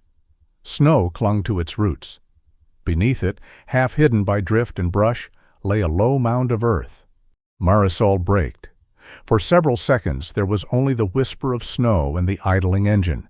Then, from below the ground, came a bark, short, measured, then another. Not panic. Signal. Marisol's eyes sharpened. "That's her." Elias was already opening his door. Below, Nova planted her paws in the cramped shaft and barked again, the sound ringing up through the sealed cover like a bell struck in fog. Derek looked at her, half frozen and wholly astonished. "You know," he rasped, "if this works, steak. Big steak. The kind that needs zoning approval." Nova barked once more, then glanced at him as if to say he should conserve his poor material. Above them, something scraped. A voice came faint through the cover. "Derek!" Marisol. He closed his eyes for half a second, not in surrender, in gratitude. "Here!" he shouted, though his voice cracked. "Nova found the well!" The scraping grew louder. Metal struck wood. Snow shifted. Dirt fell. A line of light split the dark above them, bright and cold and beautiful enough to hurt. Nova stood beneath it, head lifted, notched ear rimmed in silver. For a moment she looked less like a wounded dog than a guardian carved for the doorway between death and morning. The cover lifted. White light spilled down. Derek raised one numb hand toward it. And Nova, faithful Nova, barked one last time into the storm, not because she was afraid, but because she wanted the whole frozen world to know they were still breathing. The first thing Derek saw was light, not daylight, not yet. It was the white, hard light of federal vehicles, cutting through falling snow, spilling down into the old air, well beneath the oak, like a ladder made of winter. For a moment it seemed unreal, almost too clean after the mud and cold and cramped dark below. The light struck Nova's wet fur and turned every drop on her coat to silver. "Derek!" Marisol called from above. "Still here," he answered. His voice sounded as though it belonged to someone who had been buried in a drawer and shaken loose. Hands reached down. A rope harness followed. Someone lowered a jacket first, then another line. Derek's fingers were stiff, clumsy, almost useless from cold, but Nova stood pressed against his leg, steady as a promise. Even now, half soaked and streaked with mud, she watched every movement above them with the grave attention of a soldier inspecting procedure. "Dog first," Derek said. Marisol leaned over the opening, her dark hair dusted with snow, her face sharp in the wash of headlights. "You sure?" "Ask her. She outranks me." Nova gave a single hoarse bark, as if confirming the chain of command. It took 3 agents and Elias Boone's trembling prayers to get Nova safely up through the narrow shaft. When her paws reached the snow, she shook herself so fiercely that 2 federal agents and 1 very dignified elder received a ceremonial blessing of mud and tunnel water. Elias laughed once, a cracked, relieved sound. "Well," he said, voice thick, "Miss Nova has returned from beneath the earth and brought half of it with her." Then came Derek. The climb out was not graceful. He would later be grateful there had been no camera close enough to make him look heroic. He emerged like a man being pulled from the throat of a frozen giant, soaked, shaking, jaw clenched against the pain in his back, one arm locked around the waterproof field bag as if it were a child.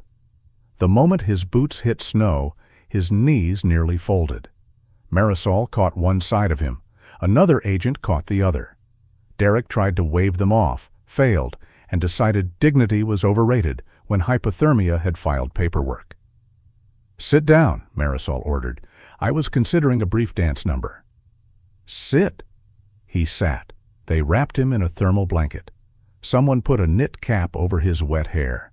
Someone else checked his pulse, asked him questions, shone a light in his eyes. He answered because Marisol was watching him with the expression of a woman who would tolerate sarcasm only after proof of life. But his eyes kept searching. "Nova," he said. "She's there," Elias answered. Nova had planted herself a few feet away, near the base of the oak. Her fur was plastered to her sides. Mud streaked her legs. Snow clung to her whiskers. Yet somehow she sat upright, chest out, ears lifted unevenly, the small notch in her right ear dark against the light. She looked less like a rescued animal than a commanding officer waiting for everyone else to catch up. Derek let out a breath that shook on the way. "She okay?" A medic crouched near Nova and ran practiced hands along her legs and ribs. Nova endured it with royal disapproval. "She needs a vet check," the medic said, "but she's alert." "She's always alert," Derek murmured. "It's her most annoying feature." Nova looked at him. The look said she had dragged him through a flooded tunnel and would allow exactly one insult. Elias knelt beside her, one hand hovering near her shoulder until she leaned into it. "Ruth Ann is going to say," Elias told her, "that if they gave medals for 'I told you so' faces, you would need 3. Derek closed his eyes for a second. Not because he was safe, because Nova was. The rescue was not the end of the night. It was the hinge. By the time dawn bled pale behind the storm clouds, Solano Ridge had become a controlled scene. No one shouted. No one ran unless running served a purpose. Lights stood on tripods. Agents marked tire tracks before the snow erased them. The barn was sealed. The pump access points were documented. The locked valve was photographed from every angle. The air well beneath the oak was secured with more reverence than Derek expected from people wearing tactical boots. Marisol took the waterproof bag from him only after asking twice. Inside were the maps, photographs, notes, copied routes, and the damaged papers Derek had pulled from the concrete branch days earlier. Some of it was damp. Most of it survived. Marisol opened the bag, looked through the contents, and then looked at him. "You held on to this through the shaft?" "I didn't think the tunnel needed souvenirs." Her mouth moved like she almost smiled. "You understand this may matter." "I hoped it might." "No," she said. "Not hoped? It does." That sentence hit Derek harder than praise would have. By mid-morning, Ruth Ann arrived in a red winter coat, driving like a woman who believed speed limits were suggestions made by pessimists. She brought coffee, biscuits, blankets, and enough indignation to heat the whole yard. She was not allowed near the barn. She informed everyone within earshot that this was a violation of natural law, because no emergency in Hawthorne Bend had ever improved by keeping coffee away from the center of it. When she saw Derek wrapped in blankets on the back of an ambulance, her mouth tightened. "You look like a fence post that lost a fight with a river." "Good morning to you, too." "And you," she said, pointing at Nova, who was lying on a dry blanket beside him, "are getting bacon when the law stops interfering with breakfast." Nova thumped her tail once. "Don't encourage her," Derek said. Ruth Ann softened then, just for a moment, the sharpness in her face giving way to something warmer and older.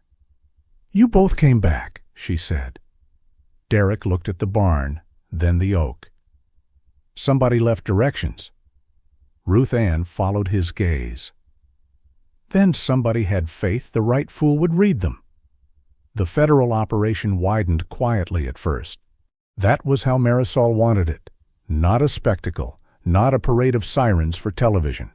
Warren Pike and the people around him had built their world out of timing, paperwork, access codes, locked gates, and the assumption that no one would look closely at places called storage, transfer, housing, seasonal intake, maintenance. Marisol's team began pulling those words apart. Solano Ridge was not the whole system. Derek had known that. Marisol proved it. The old tunnel and modern branch were a hidden joint, a quiet local transfer point where people, documents, and equipment could be kept out of sight when inspections shifted or contracts changed hands. From there, investigators followed the lines outward. Cold storage buildings, temporary housing sites, subcontractor offices, transport logs, payroll records, and farms with clean signs by the road and locked rooms behind them. Mateo Rivas became more important than any of them had expected. Under protection, he gave statements slowly and carefully. He did not perform pain for strangers. He did not spill every memory like water from a broken jar. He answered what he could, corrected what he remembered wrong, and stopped when he needed to stop. Marisol respected that. Derek did too. The people brought out of Delta Harvest's shadow were adults. Men and women with names, birthdays, preferences, tempers, jokes, bad knees, favorite songs, and private griefs no camera had earned the right to touch.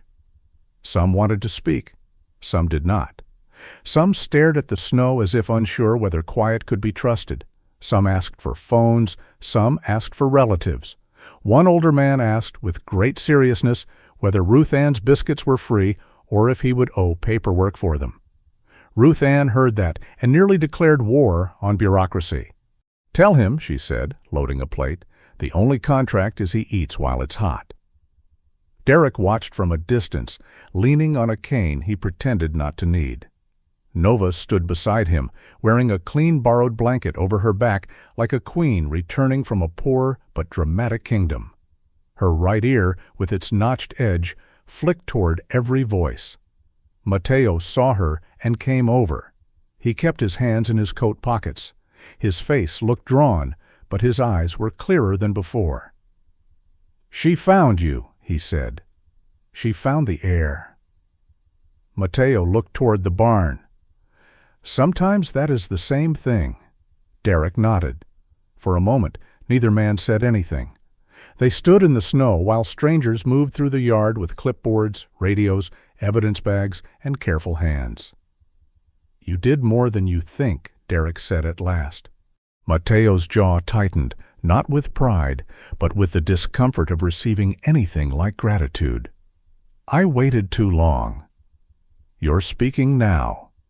That does not erase waiting." "No," Derek said, "but it changes what waiting becomes."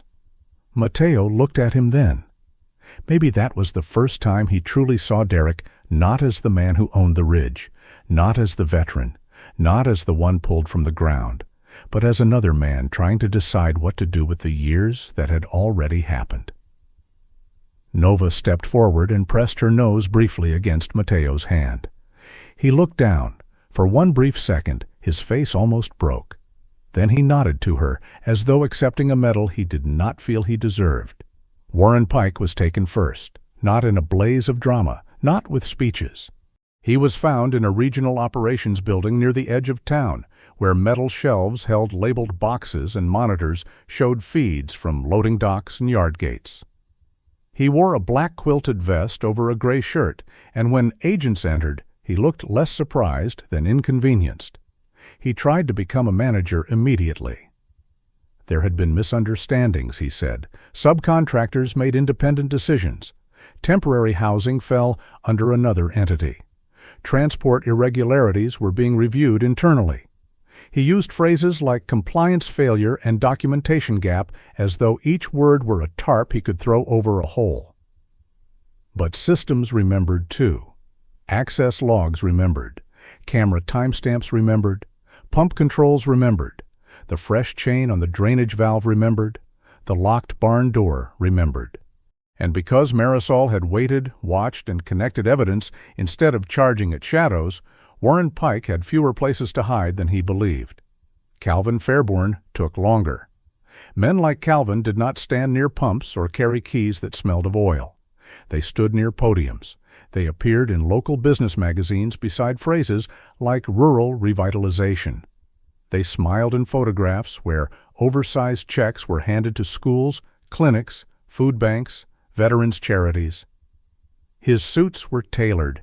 His shoes never met mud unless mud had been invited to a fundraiser. Derek saw the news of Calvin's inquiry on a muted television inside the Silver Spoon. Calvin stepped from a black car in a navy suit and camel overcoat, hair smooth, face controlled. Even then, with federal agents around him and cameras flashing, he looked like a man mildly offended by weather. Ruth Ann stood beside Derek with a coffee pot in one hand. "I never trusted a man whose teeth looked that organized," she said. Derek almost laughed, but the sound caught somewhere in his chest. Calvin was not dragged into the street by moral thunder. He was questioned, then charged through records, transfers, pressure campaigns, acquisition offers, investment structures, and messages that used clean language to cover dirty knowledge. He had believed distance made him innocent. He had mistaken polished hands for clean ones. Derek watched until the screen changed. He felt something, but it was not victory. For years, he had imagined Calvin's fall in small private flashes, the way wounded men sometimes imagine justice when sleep will not come. Calvin apologizing, Calvin exposed. Calvin forced to say in front of the Fairborn family that Derek was not useless. But now that Calvin's world was cracking, Derek felt no feast of satisfaction, only a tired, solemn relief. A moldy wall had been opened. No one celebrated mold. They removed it so people could breathe. 2 days later, the Fairborn family released a statement. It appeared first in a regional paper, then moved through local news feeds. The language was cold enough to keep fish fresh. They expressed concern. They acknowledged past remarks that may have caused pain. They regretted any distress. They pledged full cooperation. They trusted the legal process. They valued ethical business practices. Derek read it once on his phone while sitting in the veterinary clinic waiting room. Nova was being examined in the back. He stared at the phrase "may have caused pain" until the words blurred into nonsense. Then he set the phone face down on his knee. It did not make him lighter. It did not cut him open. It was only language doing what language did when people feared consequences more than truth. A door opened. Elaine Fairborn stepped into the waiting room. For a second, Derek did not stand. His back hurt too much, and surprise pinned him in place. Elaine looked smaller than he remembered, though she probably wasn't. She wore a gray wool coat, a pale blue scarf, and no armor except the careful grooming of a woman raised to look composed while drowning. Her brown hair brushed her shoulders. Her eyes were the same blue he had once trusted across breakfast tables and hospital rooms, softer than Calvin's, more easily haunted. "Derek," she said. He nodded. She sat 2 chairs away at first, then seemed to realize the distance was another kind of cowardice and moved 1 chair closer. "I'm not here to ask for anything," she said. That's new for the Fairborns. A small wince crossed her face. He did not apologize for the line. It had earned its place. Elaine folded her gloves in her lap. "I read the statement," she said. "It's awful. It sounds expensive." "Yes?" Silence settled between them. Not the old silence of 2 people avoiding a fight in a beautiful kitchen. This one had no chandelier over it, no polished table, only a vending machine humming in the corner and a poster reminding people to check their pets for ticks. Elaine looked at the floor. "When they called you a burden," she said, "I told myself I was keeping peace by staying quiet." Derek's hand tightened on the cane. "I told myself you were strong enough not to need defending, that if I said something, it would only make it worse, that my family was just being my family." Her voice thinned but did not collapse. "The truth is, it was easier to let them name your pain than to admit I was afraid of it." Derek did not answer. Elaine turned the gloves over in her hands. "You were hurting, and I made your hurt into an inconvenience. I let them do it too." She looked at him then. "I am sorry." No music rose. No old love came running through the door with flowers in its hands. Derek felt the apology enter him and find a room that had already been emptied. He believed her. That surprised him, but belief was not the same as return. Before he could speak, the vet technician opened the inner door, and Nova came out wearing a temporary wrap on one paw and an expression of offended endurance. The technician held her leash, but Nova saw Derek and immediately walked toward him, pulling with slow royal determination. "She's going to be fine," the technician said. "Cold exposure, bruising, minor irritation on one paw. Mostly she is tired and annoyed." "That's her baseline," Derek said. Nova reached him and placed her head against his knee. Elaine watched them. Something in her face softened with grief, not jealousy, not resentment, recognition. "She stayed," Elaine said quietly. Derek rested his hand on Nova's head. "Yes?" The word carried more history than he meant it to. Elaine nodded, accepting the wound in it. Derek looked at her for a long moment. He saw the woman he had loved, the woman who had failed him, the woman who had finally come without witnesses or legal phrasing. All of them sat there together under fluorescent light. "I don't live in that room anymore," he said. Elaine's brow furrowed. "The one where they got to name me." Her eyes filled, but she did not reach for him. "Good," she whispered. It was the right answer. After she left, Derek remained in the waiting room with Nova leaning against his leg. Snow tapped softly against the clinic window. Outside, the world was still white, still cold, still full of things buried and things being brought carefully into light. Marisol called that evening. "They're calling you a hero," she said. Derek looked across the farmhouse kitchen where Nova slept on a folded blanket near the heater, one paw wrapped, her notched ear twitching in dreams. "They're wrong." "Usually?" "I found a door. Mateo talked. Elias remembered. You built the case. Nova saved my hide." "Heroes rarely write accurate reports about themselves." "Then don't put that in yours." Marisol was quiet for a moment. "No," she said. "I'll put what matters." After the call, Derek stood at the window. The barn was sealed now, guarded, documented, no longer alone with its secrets. The old oak stood beyond it, black against the snow, roots deep over the air, well where Nova's bark had climbed into the storm. Derek thought of Calvin in his clean suit, of Elaine's apology, of the Fairborn statement lying dead on his phone, of Mateo's hand trembling near Nova's muzzle, of Elias holding his cap before the lantern mark. For most of his life, Derek had believed redemption meant someone finally saw the truth about him. Now, in the quiet after the lights and the sirens and the official words, he understood something humbler. Maybe redemption was not being seen. Maybe it was seeing clearly enough to stop begging the wrong people for a mirror. Nova sighed in her sleep. Derek turned from the window, crossed the room, and lowered himself carefully to sit beside her on the floor. "Don't get proud," he whispered. "You were only mostly right." Nova did not open her eyes. Her tail tapped once against the blanket. And in the old farmhouse at Solano Ridge, beneath the continuing snow, that small sound was enough. By the end of winter, the snow at Solano Ridge had begun to lose its authority. It still gathered along the fence rails in white ribbons. It still slept in the north shade of the oak roots and clung to the ruts near the irrigation channels. But the sunlight had changed. It no longer looked like steel laid across the fields. It had warmed to a pale honey color, thin but sincere, touching the old cotton stalks as if apologizing for every cold thing the season had done. Derek noticed the change one morning while standing in the barn doorway with a mug of coffee in his hand. The barn no longer looked like a secret holding its breath. It looked like work. Real work, expensive work, permitted work.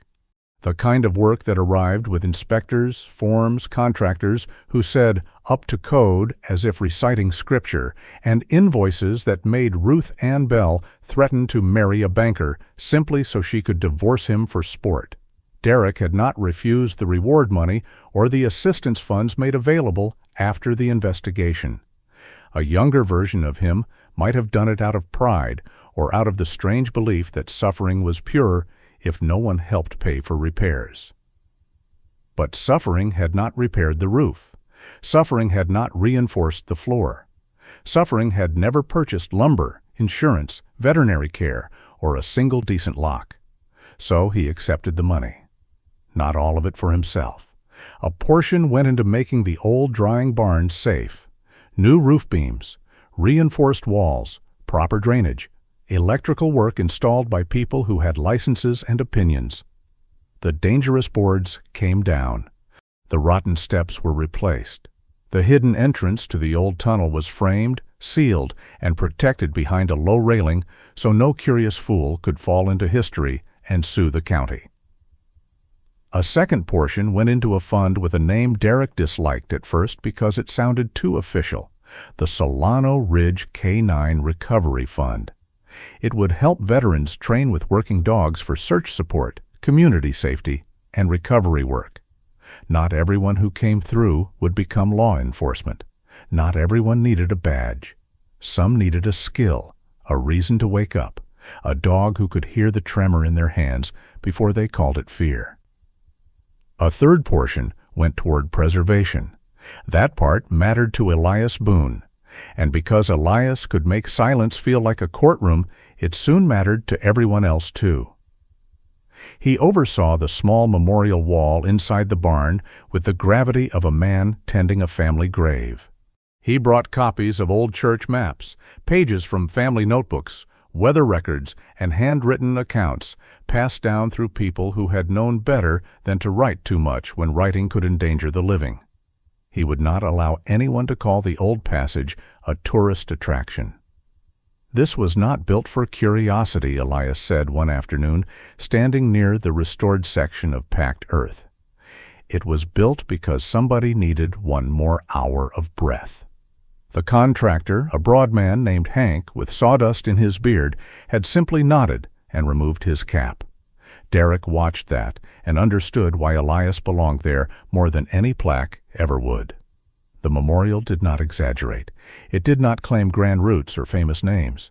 It told the truth carefully, that Solano Ridge had likely been one of many quiet places where families opposed to cruelty hid adults seeking freedom before and during the war.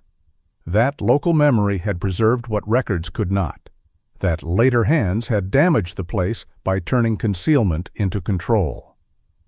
On one wall, beneath a simple carved lantern, Elias had chosen a line from the old beam. North is a prayer with legs. Derek had read the words 100 times and still felt them walk through him. The center began smaller than people expected. That was deliberate. There was no miracle transformation, no glossy campus rising out of frozen fields overnight. The Solano Ridge K-9 Recovery Center opened in its first stage with one renovated barn, 4 approved kennels, a small fenced training yard, a modest office that smelled strongly of fresh paint, and a classroom where the folding chairs wobbled unless you knew which leg to avoid. Ruth Ann called the office adorable, then immediately started rearranging the furniture. "This desk faces the wrong way," she said. "It faces the door." "Exactly. Makes you look like you're waiting to deny a loan.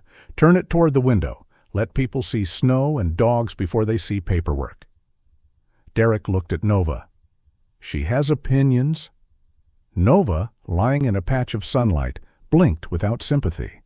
Marisol helped in the way Marisol did everything, quietly, correctly, and with a folder. She connected the pilot program with regional agencies, training supervisors, and people who understood that a working dog could be a bridge for someone leaving one kind of service and entering another. She never promised more than she could deliver. Derek respected that. Promises had weight. Too many people tossed them around like confetti and acted surprised when someone slipped. Mateo Rivas returned on a clear afternoon in late winter, wearing a clean brown work jacket and boots that still looked more comfortable in mud than on polished floors. He stood outside the barn for a long time before coming in. Derek found him there, one hand resting on the restored doorframe. "You don't have to," Derek said. Mateo did not look at him. "I know." That was the reason he stepped inside. He became an advisor for the training sessions, not as a symbol, not as a rescued man arranged neatly beside a good ending, but as someone who knew how systems hid people in plain sight. He taught the first group of trainees what to look for when words sounded clean but conditions did not match them. He talked about contracts no one explained, housing tied too tightly to work, transportation controlled by others, and silence mistaken for consent. He did not tell every story. He did not owe every story. Derek made sure the trainees understood that on the first day. "If someone trusts you with facts," he told them, standing at the front of the classroom in his red and black flannel and a newer green Henley underneath, "you protect the facts. If someone trusts you with pain, you protect the person." The room grew very still. That became one of the rules written on a whiteboard Ruth Ann had decorated with a tiny coffee mug sticker in the corner. The first class was small. 6 veterans, 2 deputies from neighboring counties, 1 animal control officer who had seen enough bad nights to know gentleness needed training too. 3 dogs besides Nova, a rangy black lab named Bishop, a young German shepherd named Juniper who believed every cone was a personal enemy, and an old mixed-breed hound named Clarence who moved slowly but detected hidden biscuits with divine accuracy. Nova tolerated them all, barely. She was no longer young in the way Juniper was young, all paws and enthusiasm and foolishness. Nova moved with the calm of a creature who had crossed too many thresholds to be impressed by noise. Her right ear, the notched one, remained her crown. Her black and gold coat had regained its shine. A clean olive harness rested across her shoulders, patched with her name, and below it, the new emblem of Solano Ridge, a small lantern beside a paw print. But her greatest work was not in the training yard. It was in the quiet spaces between instructions. A man named Eddie Mercer came to the first class and stood near the back, arms folded, jaw set, one knee bouncing hard enough to shake the chair beside him. He was 52, broad, gray-haired, and looked at every exit twice. He had worked logistics in the military and had been retired for 6 years, though his body seemed not to have received the memo. Nova watched him from across the barn. Derek saw her notice the hand tremor before Eddie hid it in his jacket pocket. During a break, while the others gathered near Ruth Ann's coffee table, Nova walked over and lay down across Eddie's boots. No command, no demonstration, just wait. Eddie stared at her. "She's supposed to do that?" Derek sipped his coffee. "She rarely asks permission." Eddie's mouth twitched. "That a problem?" "Only if you value personal space." Nova rested her head on Eddie's boot, the man's shoulders lowered by 1 inch, then another. Nobody commented. That was the mercy of the room. For once, healing was allowed to happen without applause. Later, Eddie stayed 5 minutes after class to ask whether dogs could tell when a person was about to lose the thread, as he put it. Derek answered honestly. Some could. Some could be trained to recognize signs. Some simply stayed close because staying close was their particular form of wisdom. Eddie nodded, eyes fixed on the floor. Nova bumped his hand once with her nose. He laughed then, softly, surprised by the sound. It became the moment Derek remembered most from that first week. Not the certificates, not Marisol's careful approval. Not the local paper taking a photo of the barn from a respectful distance. A man laughed because a dog with a torn ear had decided he was still reachable. The opening day arrived under a light snowfall, not the heavy snow of burial, not the blinding storm of fear. This snow fell slowly, bright and soft, each flake drifting down like a small white promise that had taken its time deciding where to land. The restored barn doors stood open. Inside, the new floorboards gleamed where they had been replaced, but one protected section of packed earth remained visible near the old entrance. The memorial wall stood to the left, simple and warm beneath the lantern carving. The classroom chairs were arranged with suspicious competence, which meant Ruth Ann had ignored Derek's layout entirely. Outside, a small crowd gathered near the fence, not too large. Derek was grateful for that. Hawthorne Bend had come in its own way. A few farmers, 2 church elders, the hardware store owner, the vet, several volunteers, and people who had brought casseroles because rural America believed history was easier to face with carbohydrates nearby. Marisol stood by the fence in a dark field jacket, arms folded, watching the crowd with that same controlled alertness she brought everywhere. But when Nova trotted past her, Marisol bent briefly and touched 2 fingers to the dog's shoulder.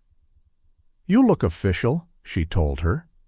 Nova accepted this as overdue recognition. Elias stood near the memorial, leaning on a polished oak cane. He wore a dark coat and an old brown hat. When visitors approached the wall, he spoke quietly, never too much. He let the documents carry their weight. He let the old words breathe. Ruth Ann presided over the food table in a red sweater and her cleanest silver spoon apron. "Coffee's strong enough," she announced to no one and everyone, to wake a senator pretending to nap through a hearing. A deputy nearly choked on a biscuit.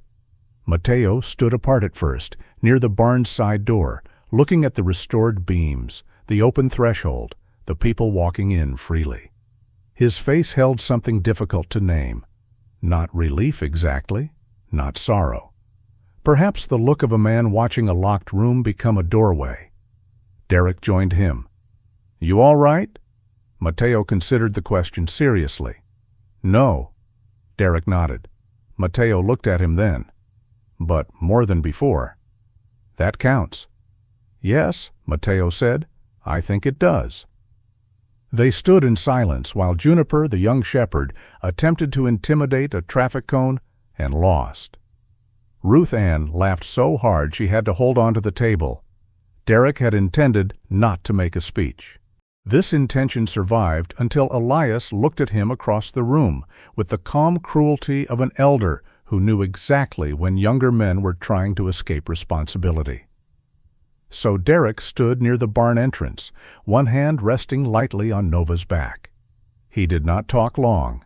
He thanked the people who had done the work, Marisol and her team, Elias for the history, Mateo for his courage and precision, Ruth Ann for feeding half the county and bullying the other half into usefulness, the contractors, the vet, the volunteers, the trainees. He did not thank himself. Then he looked toward the memorial wall. "This place was used for hiding," he said. "Once, that hiding helped people breathe long enough to keep going. Later, others tried to use hiding for control. We can't make those two things equal.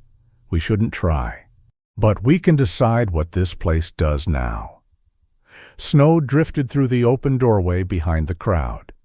Derek felt Nova shift under his hand. "So this barn is going to help people find the way, and it's going to train dogs and handlers who understand that finding someone is not just about scent or skill, it's about refusing to leave a person unnamed in the dark." He stopped there because his throat had tightened, and because Ruth Ann was already dabbing at her eyes with a napkin, while pretending something had gotten into both of them. A little later, when the crowd spread out, Derek hung the photograph.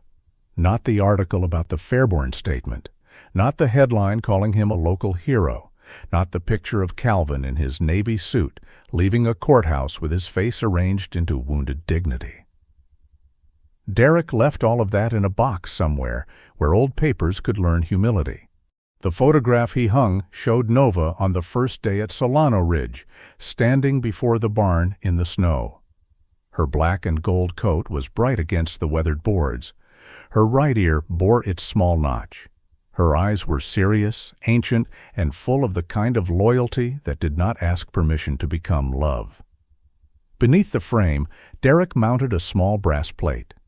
For those who find the way, and those who refuse to leave anyone behind. He stood back after hanging it. Nova sat beside him. "You're famous now," he told her. She looked at the photo, then at him, then away, unimpressed. Right, humility, good brand choice. Her tail tapped the floor once. Morning stretched over Solano Ridge. The sun rose higher, and its honey-colored light poured through the open barn doors, across new wood and old earth, across boot prints and paw prints, across the protected entrance to the tunnel and the folding chairs waiting for the next class. It touched the lantern carving on the wall. It touched Elias's notebook under glass. It touched the place where Nova lay when veterans needed quiet more than advice. Derek stood in that light and felt his back ache. The pain was still there. So were the dreams sometimes. Some nights he still woke with his breath caught behind his ribs. Some mornings he still moved like a man assembled from old tools. He still made jokes so poor that Nova sighed like a disappointed grandmother. He still missed things he did not want back and grieved things he had never properly named. But he no longer lived beside the highway as if waiting for the world to finish forgetting him. He had land beneath his boots, work in his hands, people who came through the gate not because they pitied him, but because something at Solano Ridge had begun to call the living back to one another. And he had Nova. Wounded, watchful Nova, who had crossed snow, water, darkness, and memory with him. Nova, who had not made him whole, because no creature should be asked to do that for a man. Nova, who had done something better. She had stayed long enough for him to remember that broken things could still become shelters. Derek opened the barn doors wider. The morning entered. Behind him, Nova rose and stepped to his side, shoulder brushing his leg in the old familiar way. Together they looked out over the white fields, the black oaks, the repaired fence, the world still imperfect and still shining. For once, Derek did not feel like a man at the edge of snow. He felt like a man at the beginning of a road. And beside him, wearing her lantern and paw harness, Nova gave one quiet breath, as if approving the direction. Sometimes, the places that feel forgotten are not empty. They may be waiting for someone wounded enough to listen and brave enough to stay. Derek and Nova did not find a perfect ending at Solano Ridge. They found something better, a purpose born from pain, a light carried through darkness, and the quiet grace of beginning again. In our own lives, healing may not arrive like thunder. Sometimes it comes like a faithful dog at our side, a door opening at dawn, or one small step toward helping someone else breathe. May God give you peace for what you have lost, courage for what still lies ahead, and eyes to see the little lanterns He places along your road. If this story touched your heart, share your thoughts in the comments. And if you would like more stories of hope, loyalty, and second chances, please subscribe and join us for the next one.